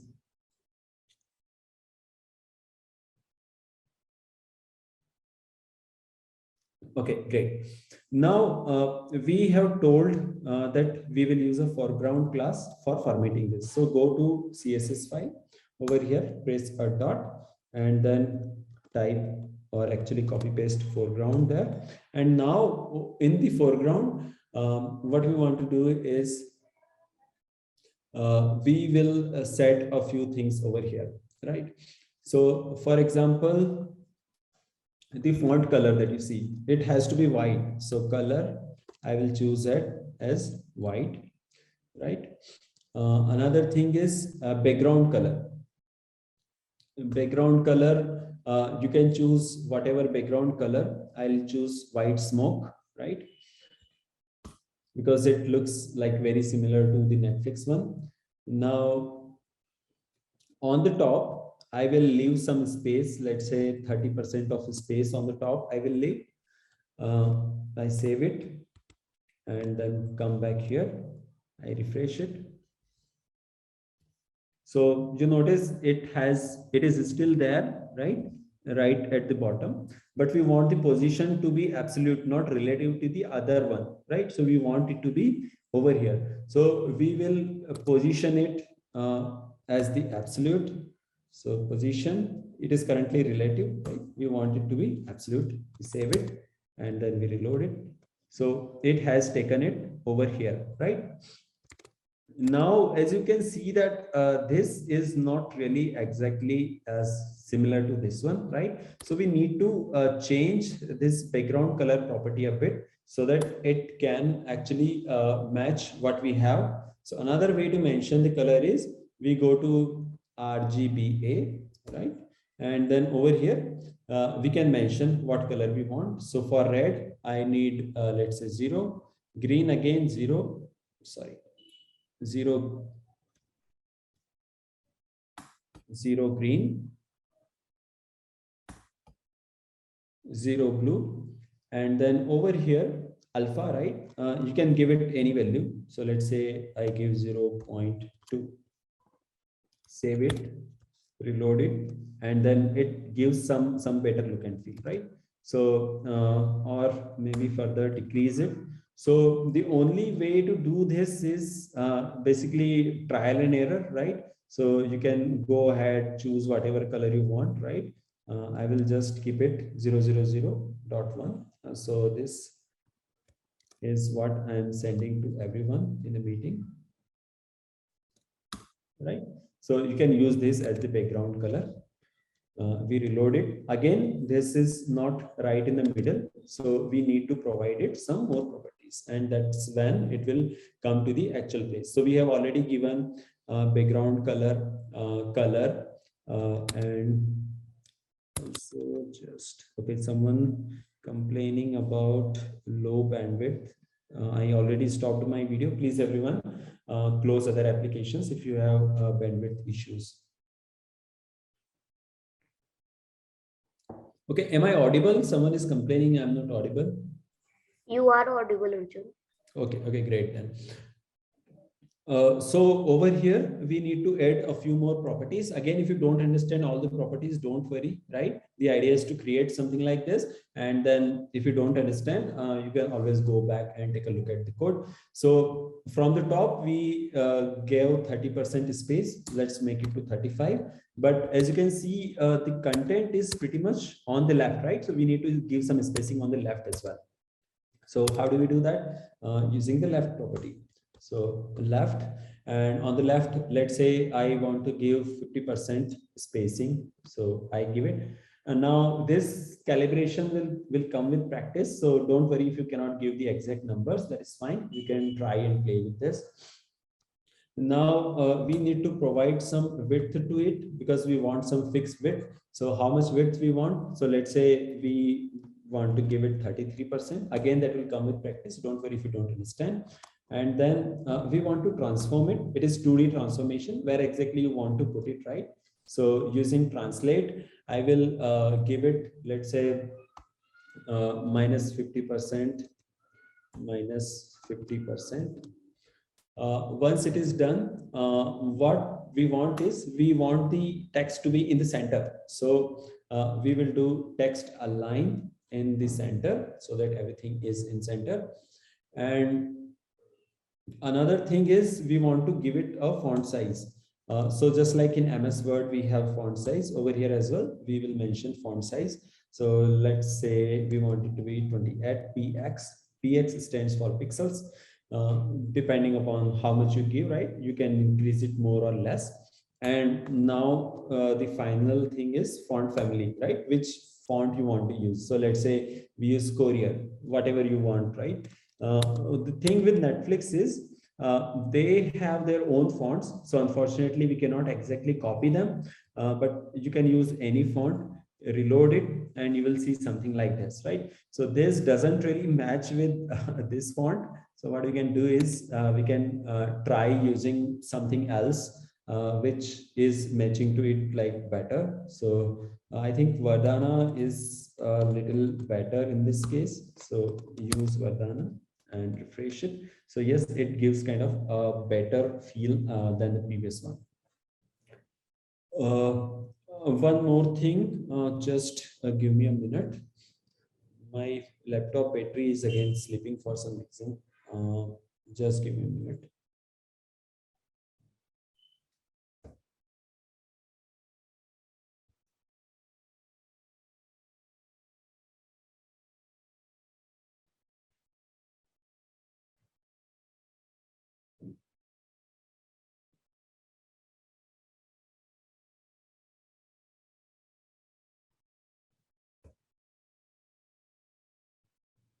Okay, actually my screen saver is turning my external monitor off. So just give me a minute. Let me increase its timer so that it doesn't irritate me.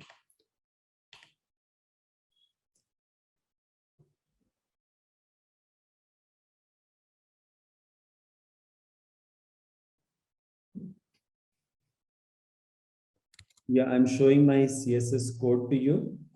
Please take a look. Any questions on the CSS part?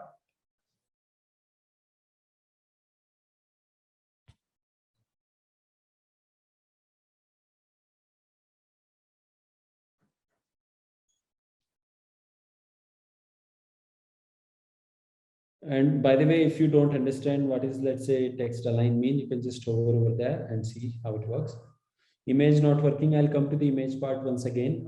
Please complete this foreground part first. For those, the image not working, I'll come back to that.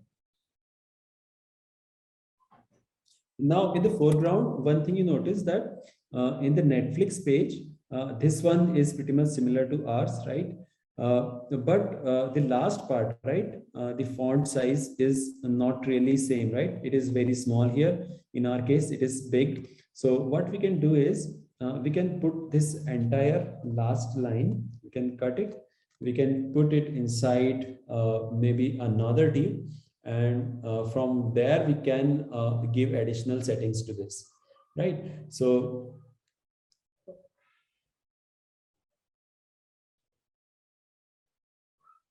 any idea how do we do that? We mentioned small here, we can use maybe another div here, right? And then we paste it, and for this div we can provide whatever special properties or font size or everything that we want there.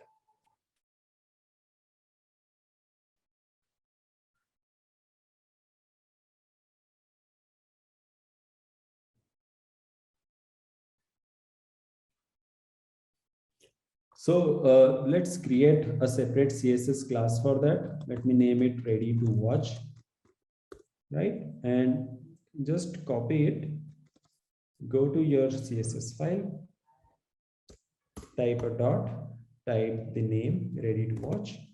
And over here, we will provide it some other properties, right? So all we will do is we will just set its font size to, let's say, 16, right? And that's all. Save it, come back here, reload it. Okay, my HTML is not saved, I think.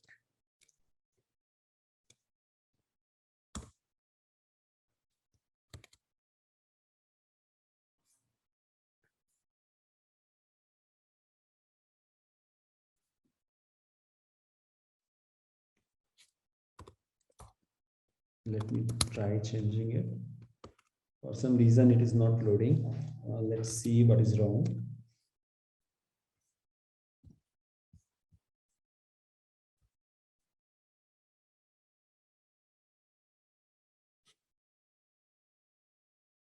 Okay, PX. Yeah.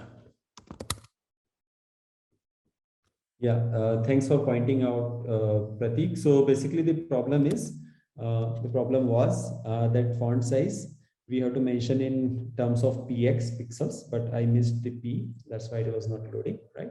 So let's make it a little bit larger and reload it.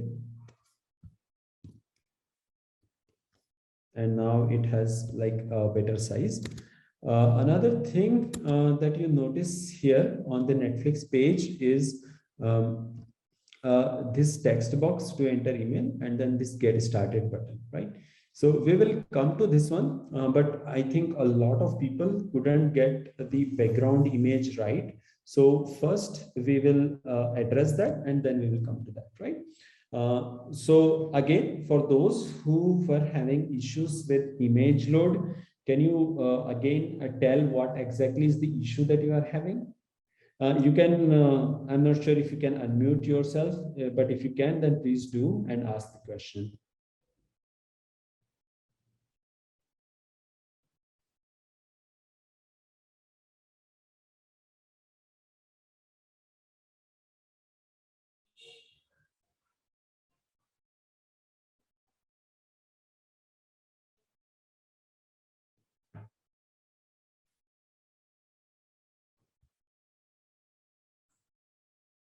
Okay, so again, like I repeated a few times, inside, I mean, it should be in the same folder as the Netflix one, right? I mean, all the HTML, CSS, everything is in the same folder, Netflix. You put your you save it as whatever name, but let's say you save it as banner image.jpg. On your CSS, this syntax should be correct, background image URL, and then in double quotes you mention exactly the same name, and then you link this entire CSS file with your HTML. So using this line, style sheet href CSS file, right? That is what you should be having.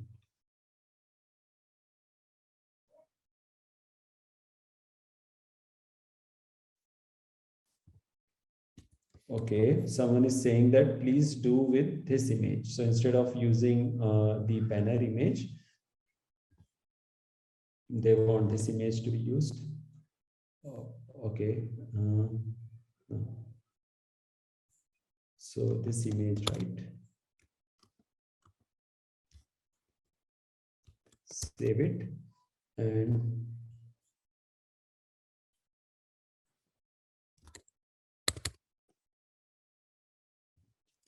reload it. Yeah, it is working, right? Even if I use that image, right? The link, right? For those who are having issues, please over here mention the full image name, right? That should also work.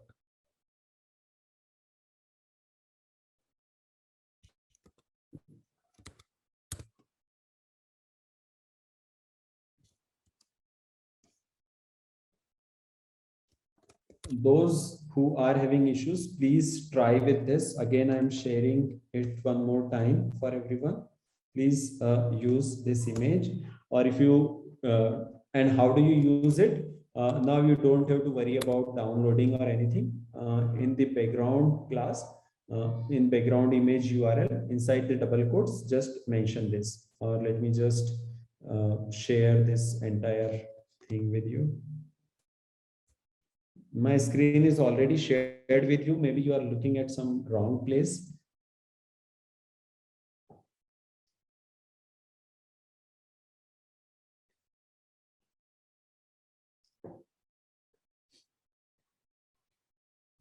Okay, so I hope that image problem is sorted for everyone, right?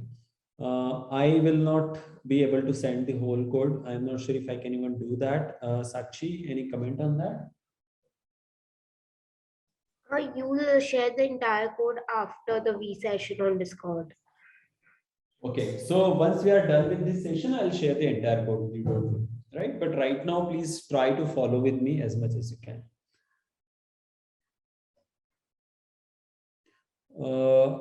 Anjali, I cannot explain HTML file again in short because I think we started right from the zero, right? A lot of things has to be covered.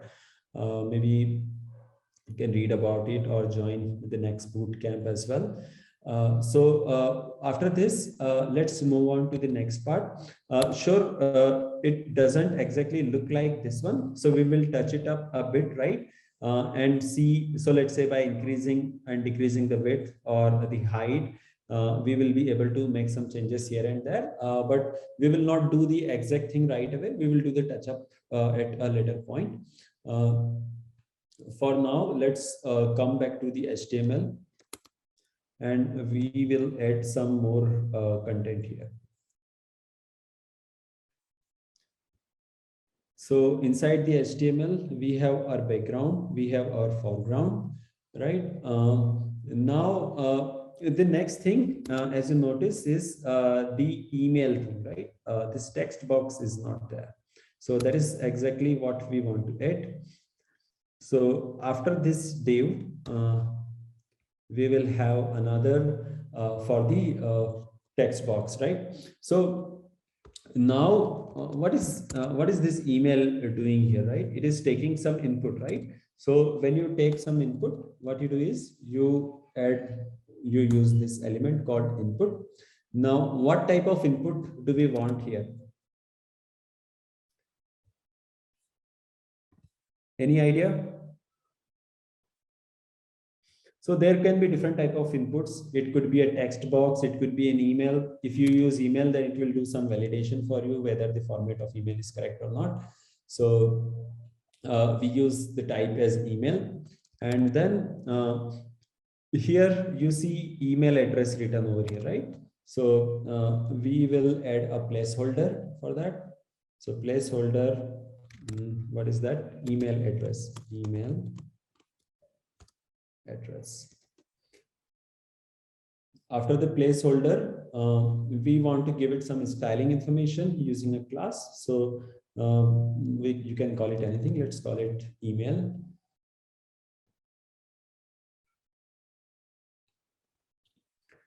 Now this is something that will get us the email part. If we refresh it, you will have your email thing here. We will give it some styling information so that it is displayed properly, just like this, right? But before that, let us add one more thing, which is the get started button, right? We have a get started button over here. So similarly, we will add that. So over here, now again, button is an input. So input type will be button, right? And on the button, we want some value to be already printed. So we call it get started. The S is, yes, it is uppercase, get started, and some small arrow there. And then we again need some styling information. So we will call it get started button. You can give it any name, but recommend you to use this naming convention, right? So if you go back here, reload your page, then you have this email address and this get started button. Now, what we want is we want to change the style information for both of them, right? So for that, again, go back to this. What is the class name for email? The class is email. So copy this, go to your CSS, and then dot email. Over here, you will give styling information for the email. Okay, so those who could not follow, please again see this code here, right? The last two lines, 23 and 24. Any doubts or problems, just take a look at the code.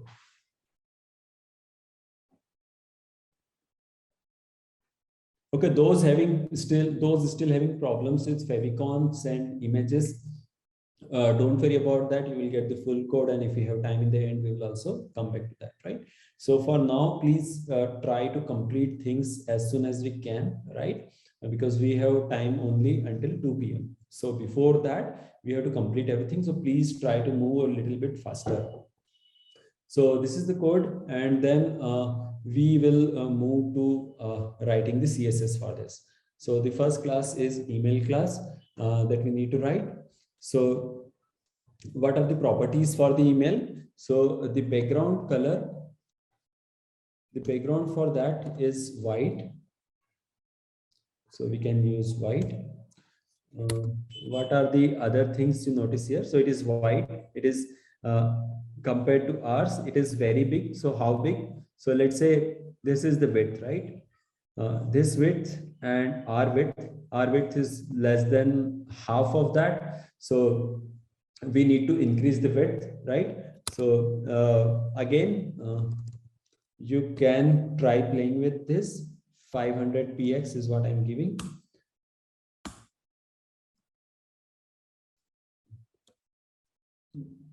Height, you can have some approximation. Let's give it 75 px.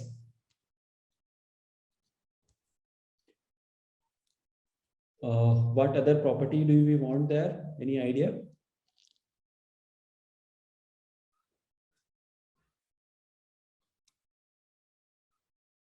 Border.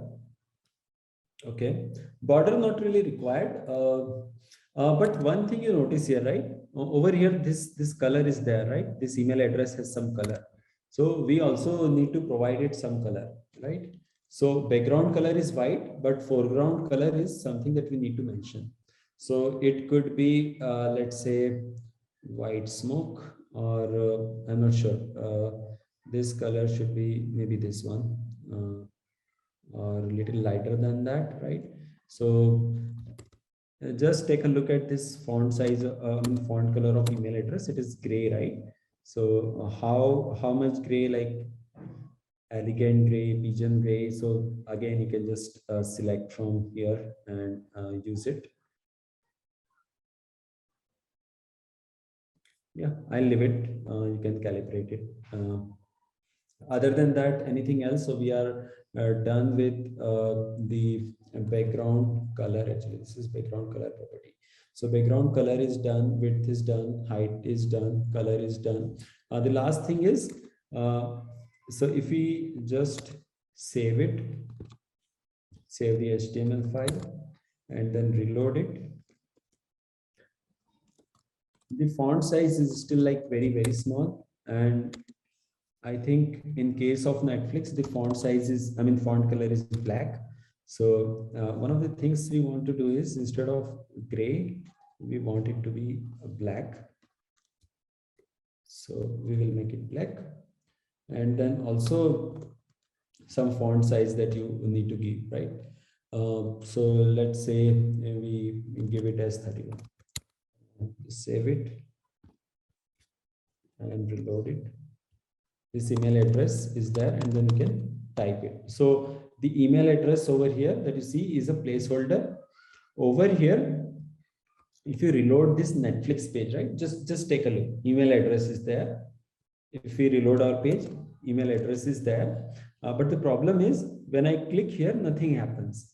But when I click here on Netflix, it will go on the top, right? So this dynamic behavior comes with JavaScript, using JavaScript, but we are not using JavaScript. So unfortunately, we will not be able to see that. Now the font size over here is little different than what we have, but I will leave it there. Now we have given styling information to the email, and the next thing we want to give is to give styling information to the get started button, right?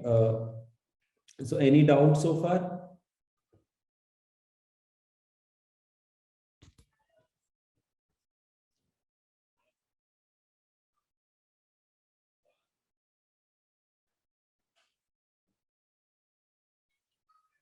How much is my Chrome tab zoomed out? I really don't know. So this is the actual one, right? And then I keep it zoomed in and out according to whether you email CSS. Okay, sure. You can see that. Yeah, here it is. Line number 25 to 31. Yeah, get started button. It should be on the right. That's correct. We will change it a bit.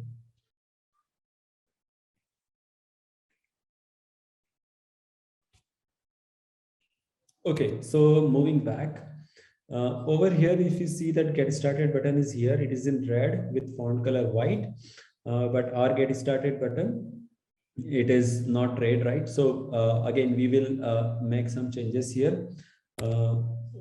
So go to your HTML file, copy the class name, get started button, right? And then in the CSS file,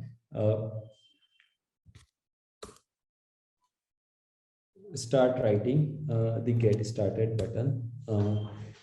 So basically, what background color we want there?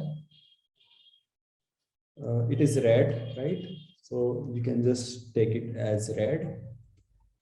And color for the font, it is going to be white.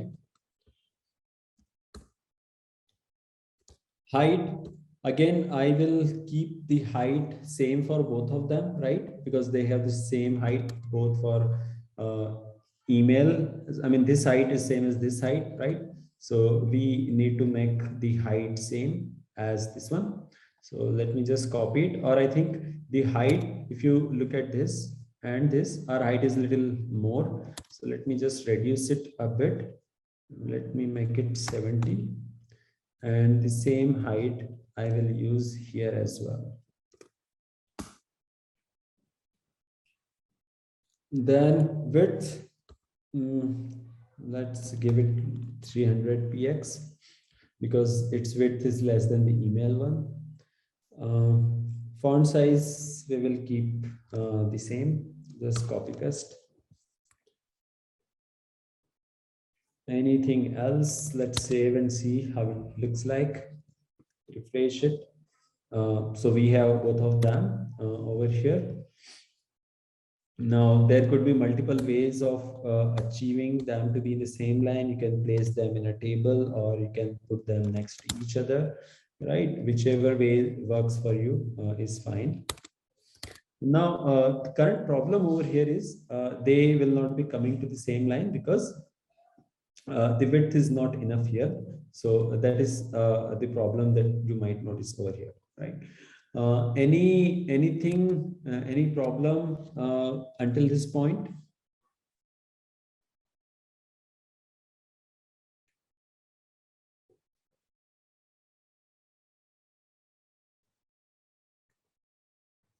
Okay, one interesting question. Your Netflix website screen is zoomed out in desktop. Original website in homepage is covering my whole screen. So this is not zoomed out or zoomed in at all. It is at absolutely 100% zooming, right? And this is what the page looks like. Now this is our page, right? Again, no zoom in or zoom out over here. Like it's one and the same.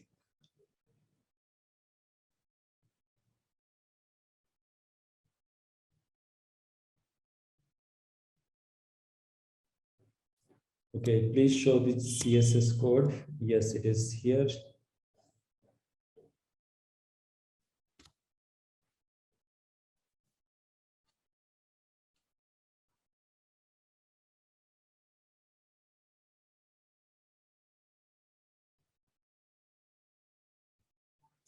Okay, HTML code, here it is. Actually, not much there.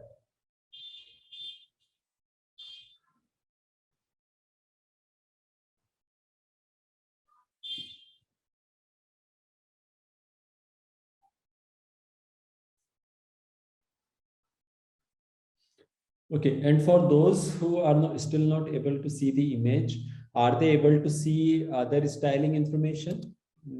Just want to confirm this. Like, so for example, are they able to see this in the middle? Are they able to see this in different colors?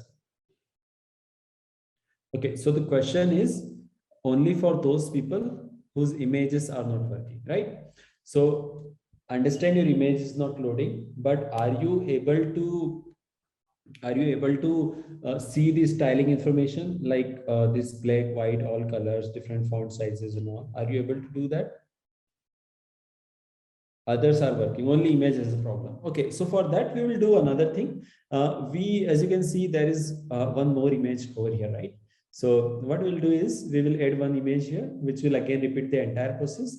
And still, if you have problems, then we will take a look over there, right? Only image problem, I understand. So let's add this image right over here. And once we do that, hopefully you'll be able to understand. And for those who are not understanding how to create this drop down, right? We will come to that one, right? So how do we download this Netflix logo, right? Again, go to internet, type Netflix logo image, right? That's what you want. Now our logo is transparent. It is not black, right? So we will need a transparent logo. I think something like this one. So visit this. And then from here, you can download.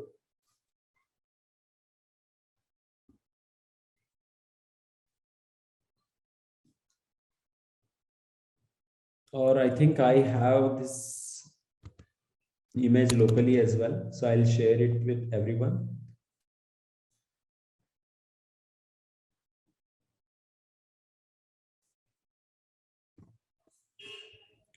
Just give me a minute. I'll stop sharing. It is somewhere in my file system. So instead of all of you going to download the image, I'll share it with you. Just give me a minute.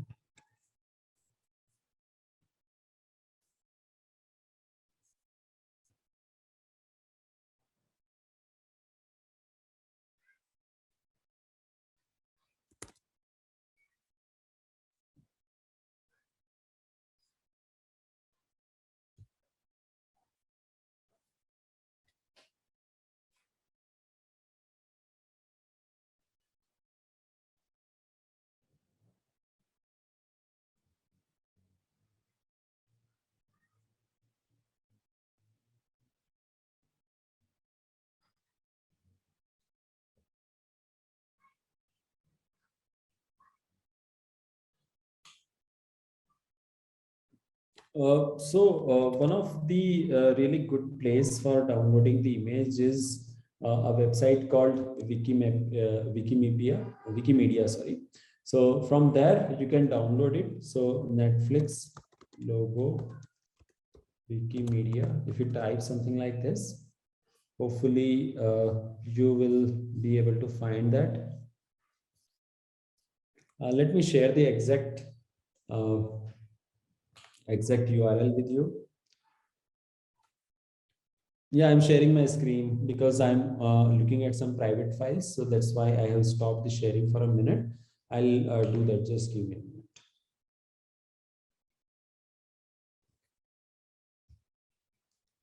It's on my official Slack. So that's why. Don't worry, I'll give it to you.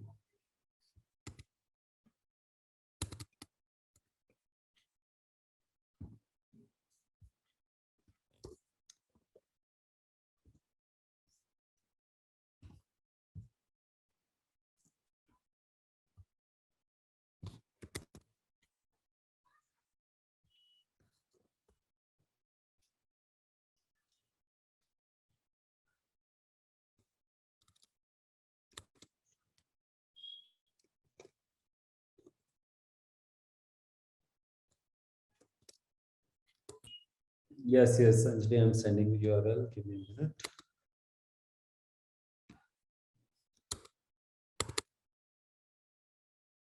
So once again, I'm sharing my screen. And to everyone, request, please don't type anything. Just go to this page. You will have your image there. You don't need to download it. Just click on this one, and then you will see some page open like this. You just copy the URL with you. That's all. Because we will not download it locally, we will directly use the image URL, right? So we don't need to download it locally. So then go back to your editor again. Over here in the HTML, we want to add that image information. So we will create a separate div here. Inside the div, basically for image, we will use image tag. You can directly put it inside your style sheet, but let's try the other way as well. In the SRC, you will put the link that I have shared with you, and in the alt, again, whatever you want to add, but this is optional. So this time you can live without that as well. And then width, let's mention some width of, let's say 300, right? Just a random number, right? And then of course for this image, if we want to have some styling information, we just call it a logo class, save it, right? So everyone, again, we just created a div, we will create a class named logo, and then in image source is whatever I shared with you, and then finally we close this div, we save it, and in here, we will create our logo class. Now, what all information we need in the logo is from the now, if you take a look at this Netflix page, right? So it is very much on the top left, right? So 5% on top, 10% on left is what we can have here. So again, going back. So top is, let's say 5%. On the left, we have some space of, let's say 8%. And then again, for transform, I will just copy the previous value from somewhere. Yeah, it is here in foreground at line number 14. So we can just use that. What else is text align? We want everything to be in center if there is any text at all.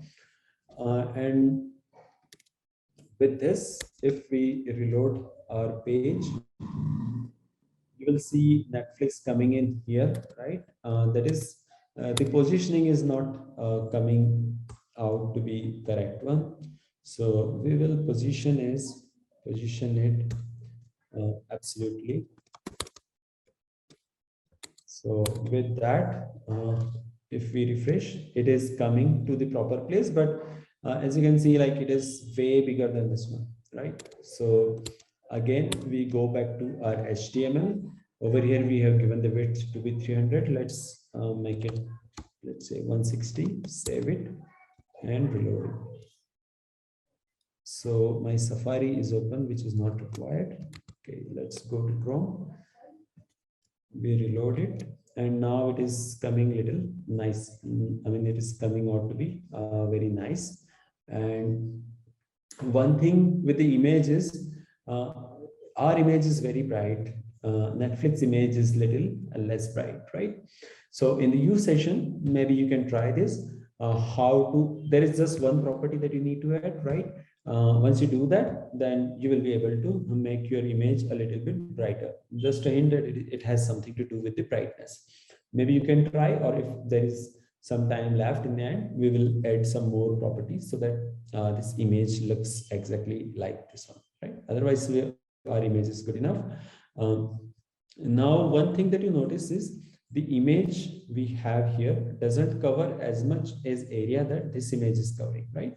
So we just need to increase its height a bit, right? So all of these alterations we can do, but for now, we will add a few more things and then come back to this one. Any doubts or questions so far?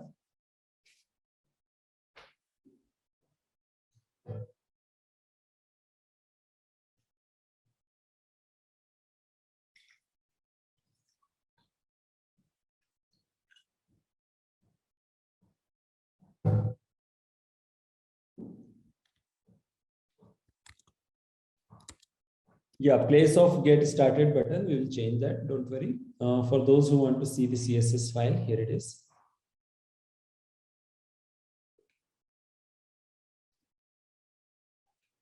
So which image is not loading? The banner image or this logo image?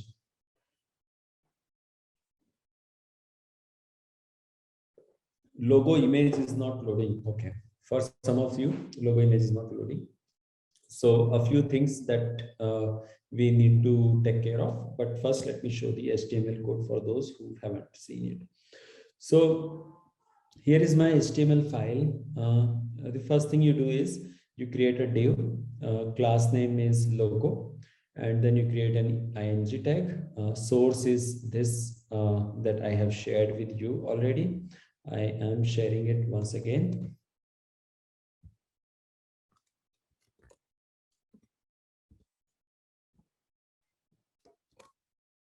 Right, so just use this, and then width we have set it to be 160.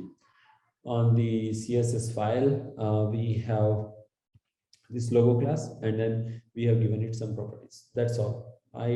Anyone whose logo is properly loading?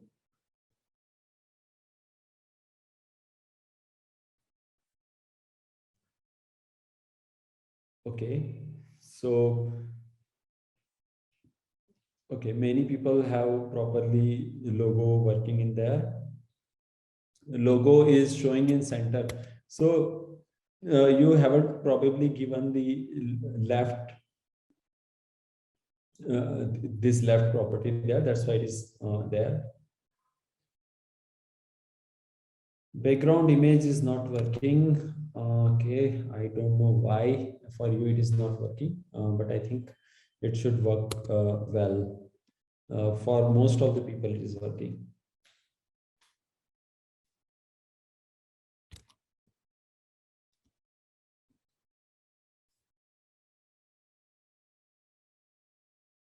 So transform is just for 2D transformation, right? So whatever code you write, whatever thing you write, where exactly should it be positioned? That is what this transform do. And now the next thing is how do we make it in the same line, right? All of them. So your email and um, your button, they turn out to be in the same one. So how do we change that? Any idea? How do you do that? There is one thing that is missing.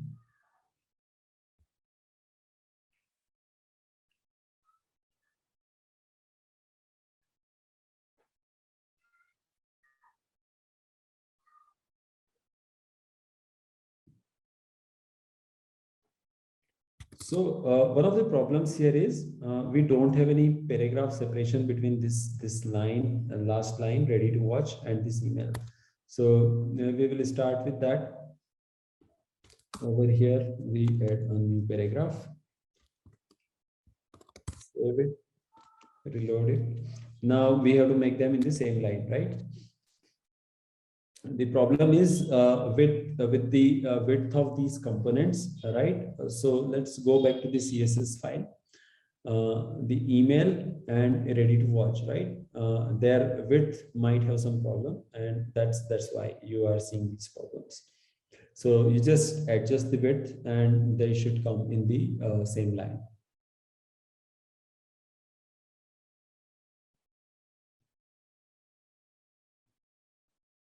And everyone, one quick note is, whenever you are sending a message, just look at my screen. I'm not sure if you are able to see my chat box. Are you able to see my chat box?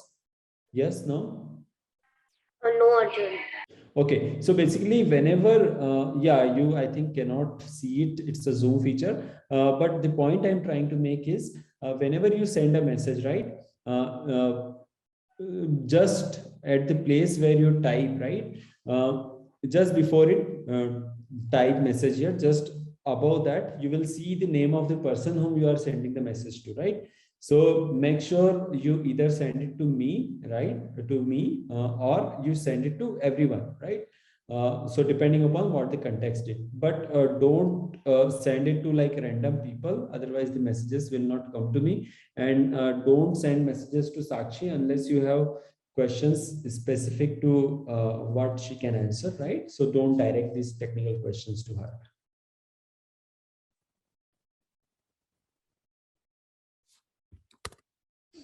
Okay, now please try adjusting the width a bit, and this should be in the same line, right?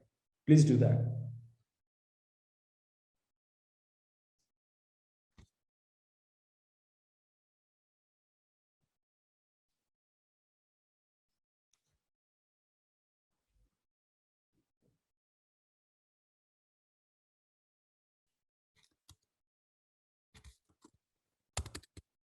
HTML code. Yeah, it is here.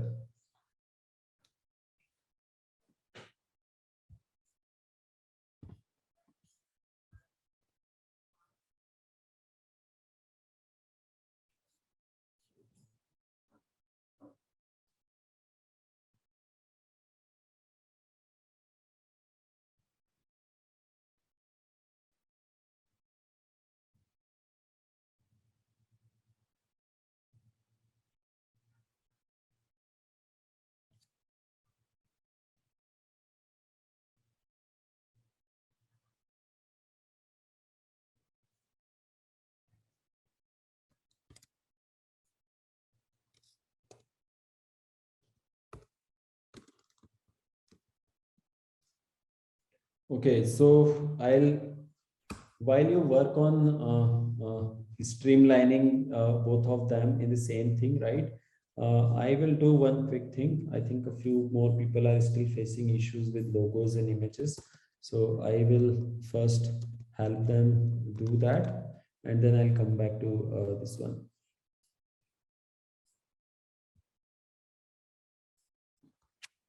Right, so some people are complaining that this browser is not working, that browser is not working. I think both the browsers are working, right? For me as well, this Safari is also working. So Chrome and Safari are fine. So I hope other browsers are also working fine. No, you cannot share your screen, unfortunately. Okay, anyone still facing problem with this logo display, this Netflix logo here?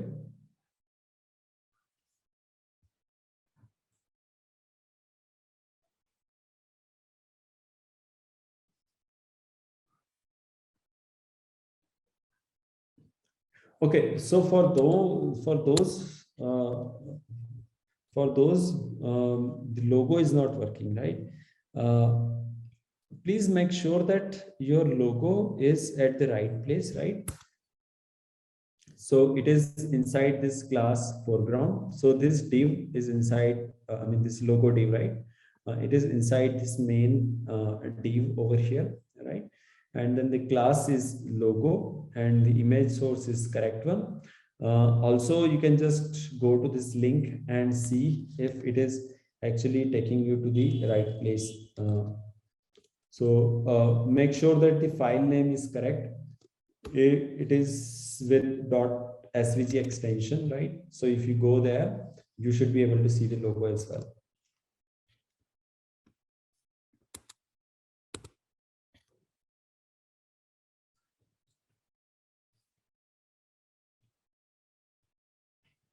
How to open the code in the browser? Why do you want to open code in the browser? I don't understand. But anyway, you just go to right click. You just go to any page, right click and view page source, and then you'll be able to see the page, the source entirely there.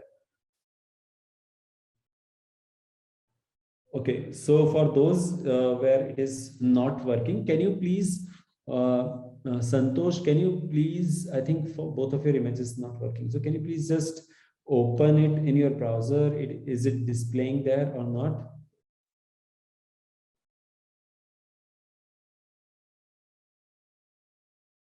Yes, you can use padding. Actually, there are multiple different ways to do the same thing.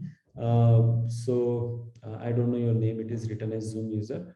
So yes, you can try with anything.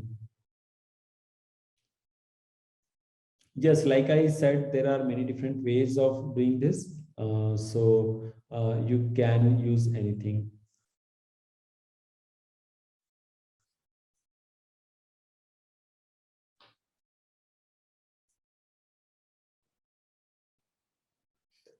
Question from Vishal, logo not showing on top left corner. Where exactly it is showing then?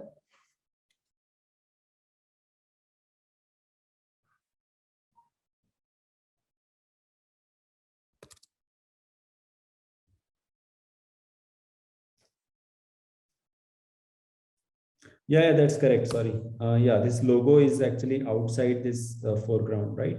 Don't be confused. So basically, the way to look at this is your foreground, the middle center, and the logo is on top left. So a logo is different, and then this div is different. Inside the foreground div, we have another div, of course, which is ready to watch. So basically inside this, we have this ready to watch, right? Yeah.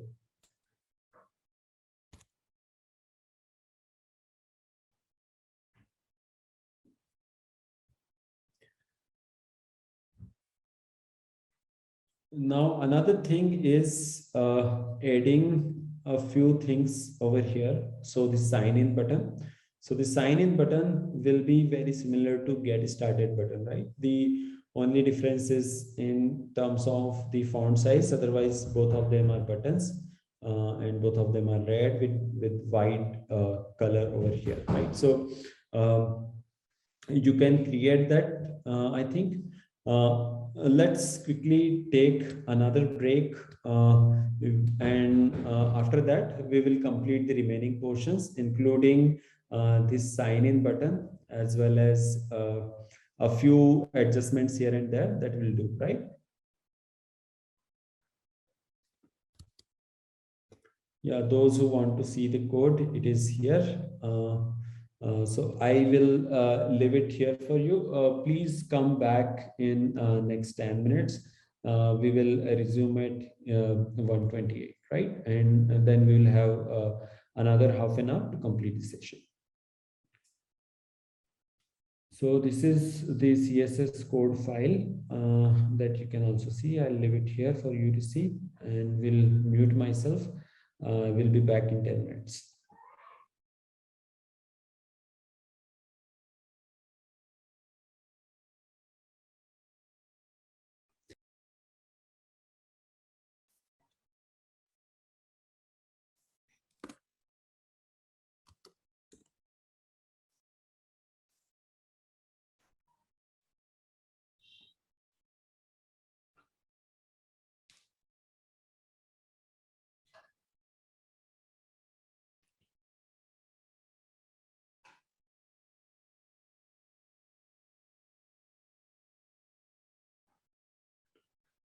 Hi everyone.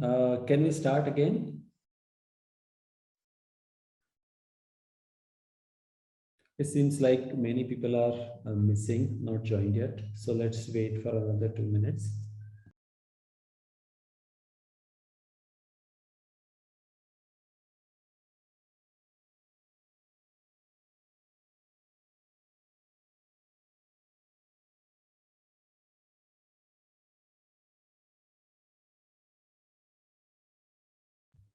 And don't worry if you still don't completely understand it, right? It only comes with practice.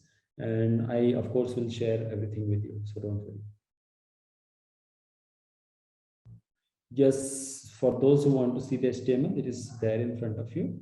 So let me just make it a little smaller so that you can see the whole page at one go.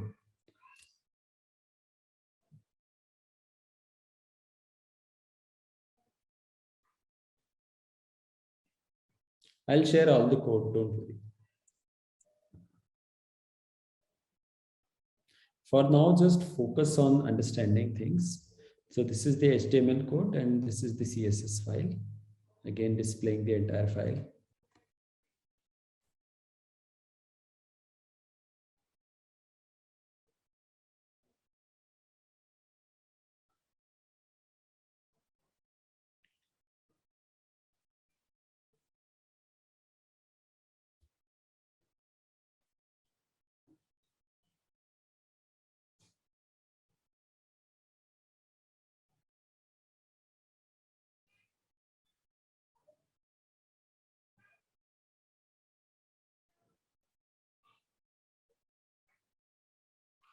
Okay, let's start. One of the things that you probably have noticed that this background at Netflix is darker than ours, right? Ours is more bright, right? So we want to reduce the brightness. How do we do that? So we go to the CSS in the background over here. We want to make some changes in terms of brightness. So just like in photo apps, we add filters. So over here, we'll add a filter, the filter for brightness, and then let's say the brightness is too high, we make it to 40%. Save it. come back and reload it. Now this becomes darker, almost like this, right? So you can increase or decrease the brightness. Yeah, zooming into my code. Only thing I did was in the background, I added a filter for brightness to make it 40%, right? And that's all. Now, another thing that you might have noticed is this one compared to this one. The thing is over here, they have a separate div, another screen, right? So maybe in the U session, you can create this entire thing, right? When you are doing it all by yourself, you can add these things, as well as you can, if you do not want to add any animation, you can add a video or image there, right? You can create something like this. But for now, what we will do is we will just create this black screen. On top of that, you can add new things once you are in your U session, right? So for now, let's go back to the HTML. Over here, we want to create that black screen there. So how do we do that? So again, we inside the body, we will add another div, and then give it some class name. So let me call it black screen. And that's all. We will do everything in the CSS file. So in the CSS again, we create a black screen class.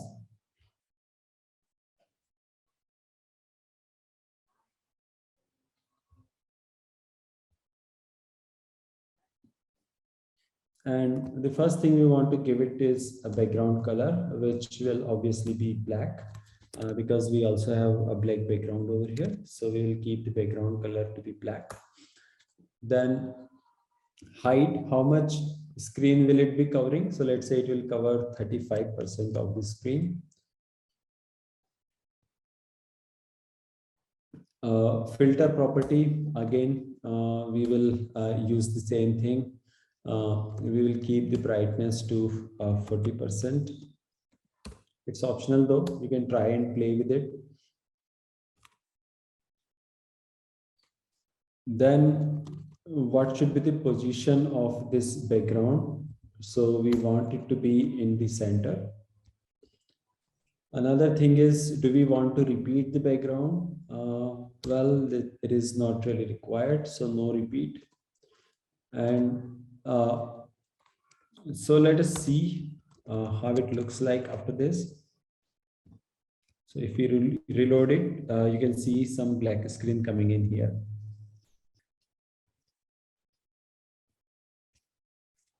Okay, just 1 minute. One message I need to respond to. Which file do you have problem with, Ganesh? Okay, both of them. Sure. Just give me a minute. I'm sharing one link.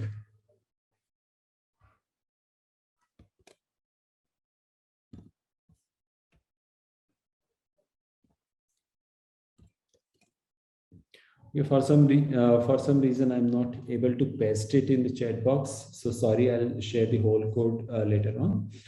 Right. So in the HTML, we don't have anything except this black screen. And then over here, we have this. And now background size, again, not really required, but you can give it like whatever size you want it to be. Now, anything else that you think we might want to change in the main background over here? It looks pretty much the same, except this border that we need to add. Other than that, it looks pretty much the same. Of course, we need to align these email address and get started.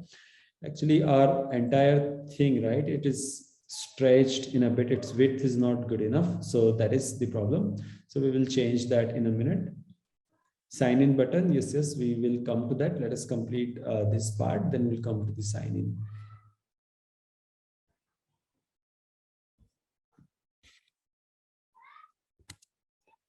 So let's go to the CSS, our foreground.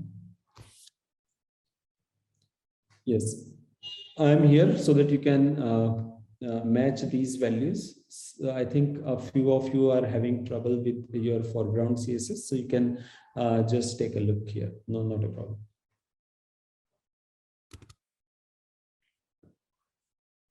Okay, so another thing is adding the sign in button, right?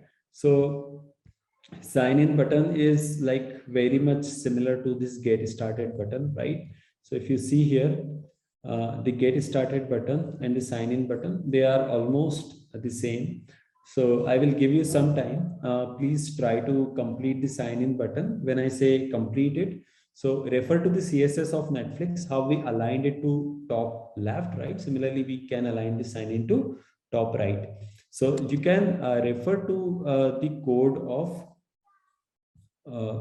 you can refer to the CSS of this logo, right? So where is the logo CSS? Yeah, this one. So we have given top and left here, right? And similarly, you can give top and right, and then you can create the sign in button as well. So I'm giving you 5 minutes. Please try to complete the sign in button as well, right? You can refer to this Netflix one. But over here, you will just use, so basically the CSS of get started and Netflix, you just take a look and then you create the sign in button yourself. Please take 5 minutes. If you still are not able to do, I'll step in and we'll do that. Yes, I'll create zip file for the entire thing and share it with you. Don't worry. But for now, please try to create the sign in button. Okay, if it is created, then please position it correctly and try to make it same as this one. Yeah, I'm reopening my code. Here it is.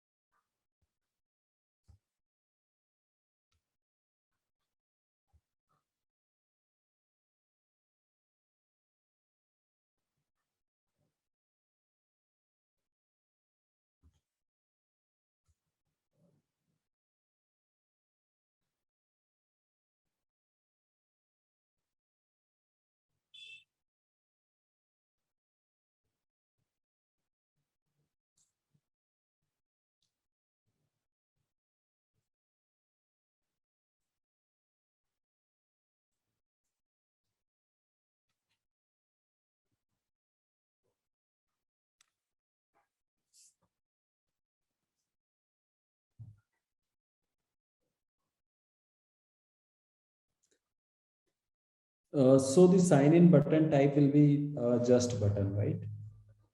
You can give input type as button. I mean, just refer to this, right? In the foreground, we had this get started button. So you can refer to its syntax.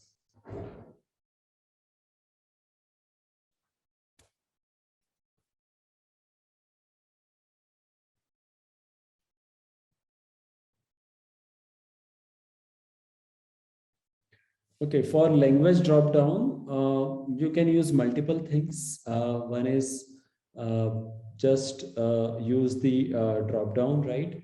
Other is you can create a button. Now, how do you use the dropdown, right? So you can quickly search, or I'll let you know in a minute once we actually develop it.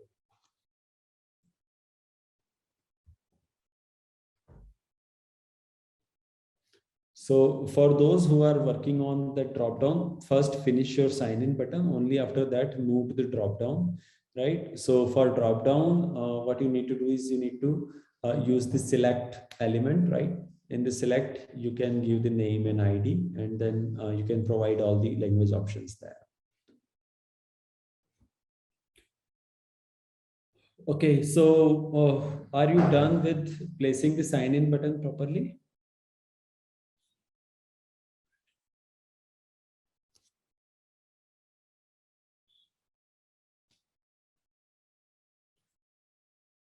Okay, many of you are done.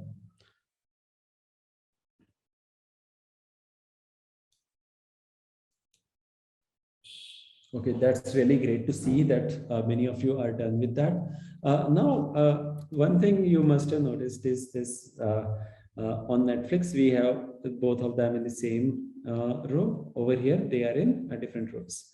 What could be the possible problems here is that our width is little less. That's why they are not fitting on the same one. So for that, what we do is we go to the CSS file, foreground. Now the width that we have over here is 33%, right? So if we kind of increase it, let's say increase it a lot, 60, save it, and then reload it. So they will come in the same line, but then entire thing will be like stretched a lot, right? So like I said, this thing comes with practice, right? You need to keep changing it and seeing that when you find the right balance for that. So just change it a few times until you find it aligned nicely. Yeah, something like this. So basically, what we did to change, I mean, to make them in the same line is we just changed the width from, I think it was 33 to 49 now, right?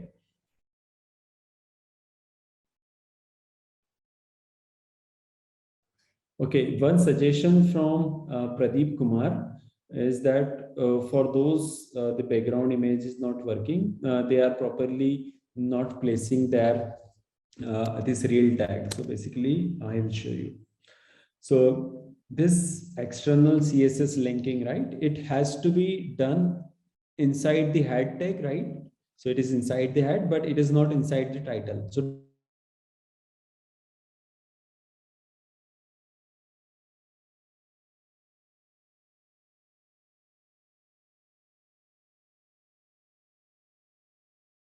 don't is, I mean, this linking is not commented out, right? This comment actually is not required. Let me just save this. So basically all of your, whether it is for Fevicon or style sheet, they should be after title or before title, but should be inside the head one.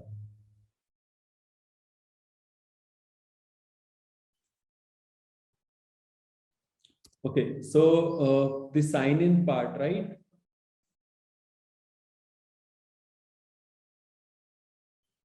You can do it in different ways, right? You can use img for loading the image, or you can use something else.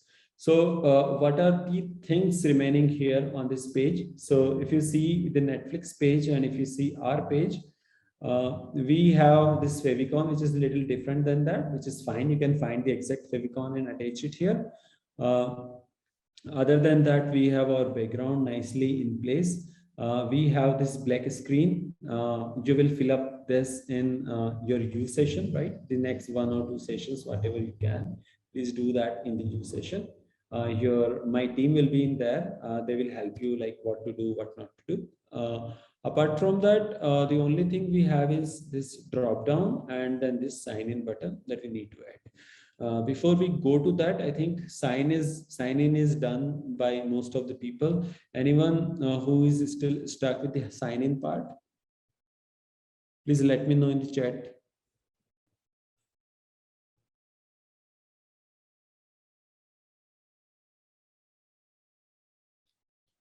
Okay, I did not understand place of button. What does that mean? Is it not in the right place?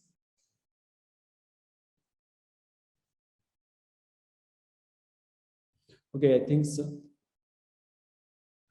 Sign in, I think people are actually having trouble there as well. So let's quickly write the sign in code as well. So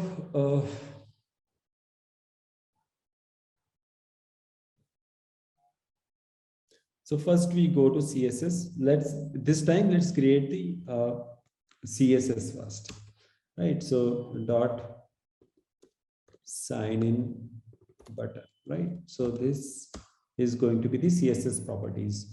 All of you, please help me with this, right? What will be the background color for this?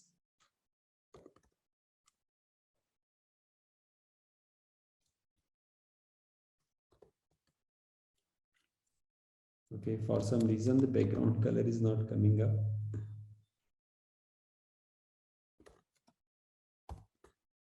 Yeah, it is going to be red. Yes, thank you. Then the text color is going to be white.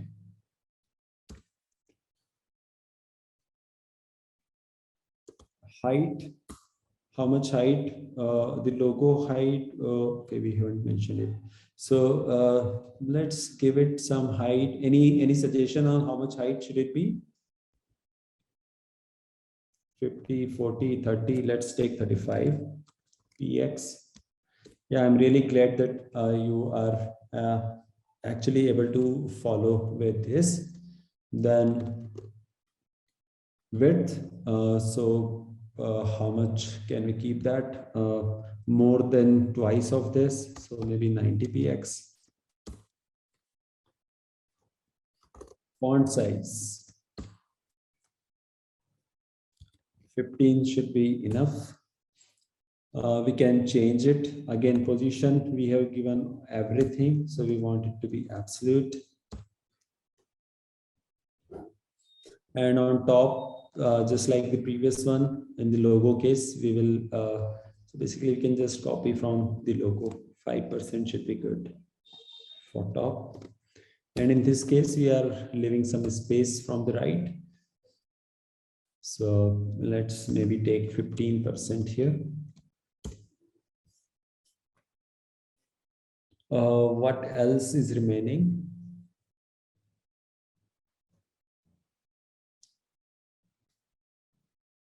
Text align. Yes, we want the text to be in the center.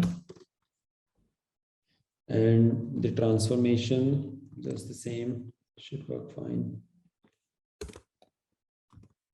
Now we have this sign in button, and now go to HTML. Over here, we will link to that CSS.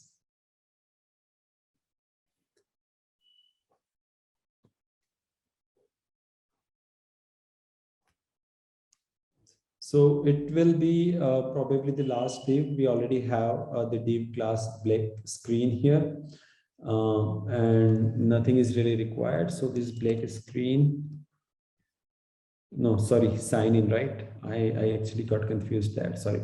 So for sign in, we need to have another thing. And what will be the input type? Again, it will be input, and the type, it will be button, just like this get started, it will again be a button. And then value, what value is written over there? Let's check. So it is written as sign in.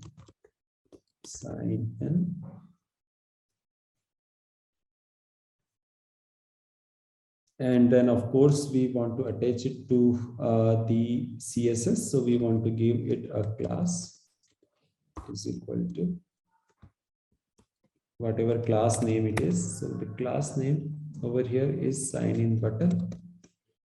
We copy it.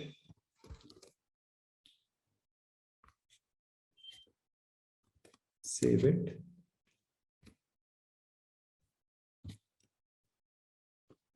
And reload it. So the sign in button is appearing here. It is, as you can see from the right, the spacing is a lot. So we can just decrease. Any suggestion on right, how much we want? Let's try with 7% and see how it goes. So it moved further. We want it to move further. So let's make it 4%. Reload and so in this way, you can actually place it to the right. 1%. Okay, let's try that out. Yeah, it is, I think, coming nicely now. So we are almost at the end of the session. Before we wrap up, one more thing we have to do is this drop down menu here, right? It can be implemented in multiple different ways. either you have a select or select drop down, or you can actually have it as a button and implement it differently. There are many ways to do that. Before we move to that part, any questions, doubts so far? I will definitely share the entire code with you right away, don't worry. But any problems, any questions so far? Yes, Yuvraj, I'll share the code. Any questions or doubts on anything so far, like your image or any other problem?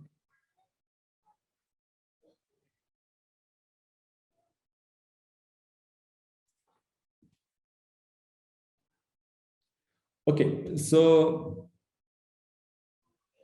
sign in button is coming below get started. So I think you haven't given the top attribute there. The top is something that will keep that will bring it to the top.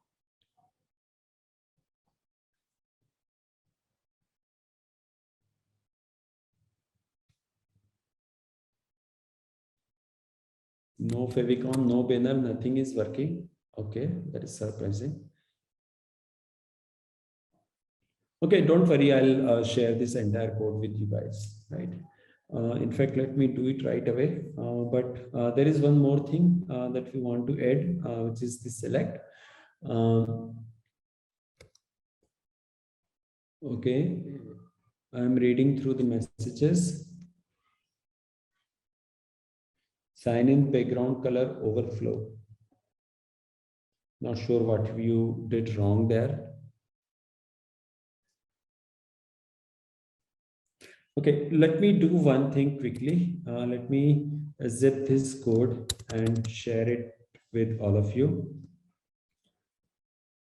So I go to my documents over here. I have this, I will compress it.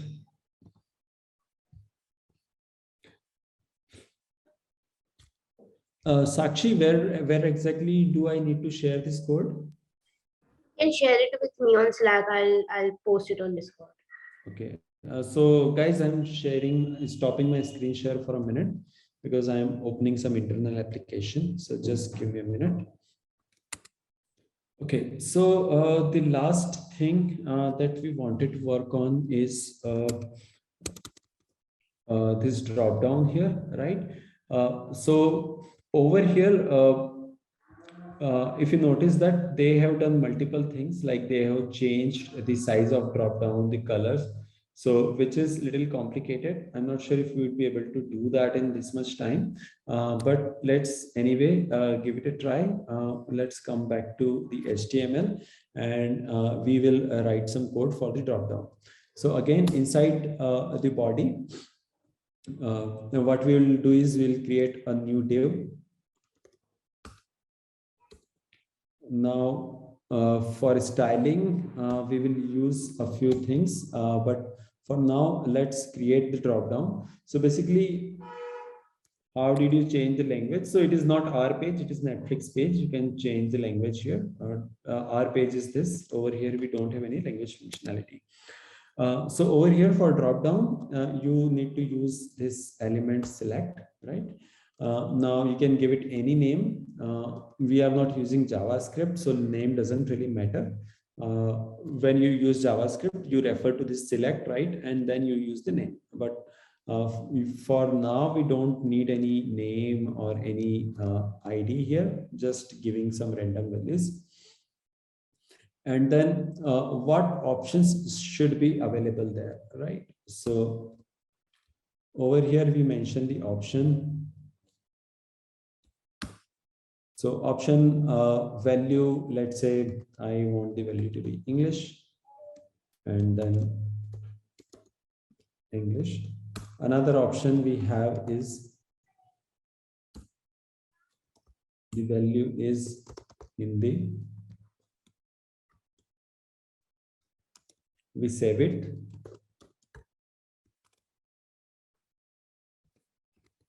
Now we go back. Over here, if we refresh this, you will see the drop down coming at the bottom, right? So we want to change it a bit.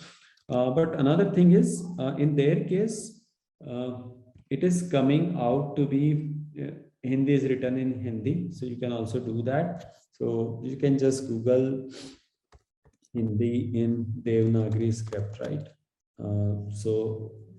Then hopefully we will be able to find something, because I'm not good at typing in Hindi, so that's why I'm trying to search it.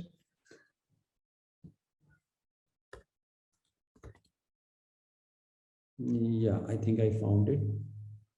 Okay, I need to copy this thing. Yeah, Hindi, I just copied it. There could be better ways to do that, but let's do this anyway. And refresh our page. So over here now we have the options coming in. Now we have to move it here, right? So what we can do is we can quickly copy the CSS from the sign in, right? So over here, we need to create some class file for this. Class for this. So class, let me call it drop down, right? And save it. In here, we finally create our last CSS class, drop down, and then quickly give it some values.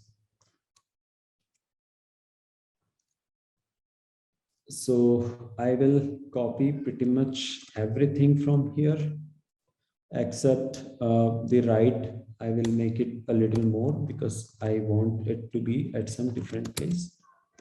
Let us refresh this. So it is coming out here, right? Which is almost what we want.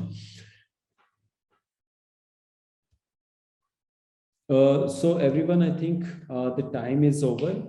You can style this select button, or you can use another element and then make it something like this. If you cannot do that, don't worry, because we are not going to use any dynamic content here.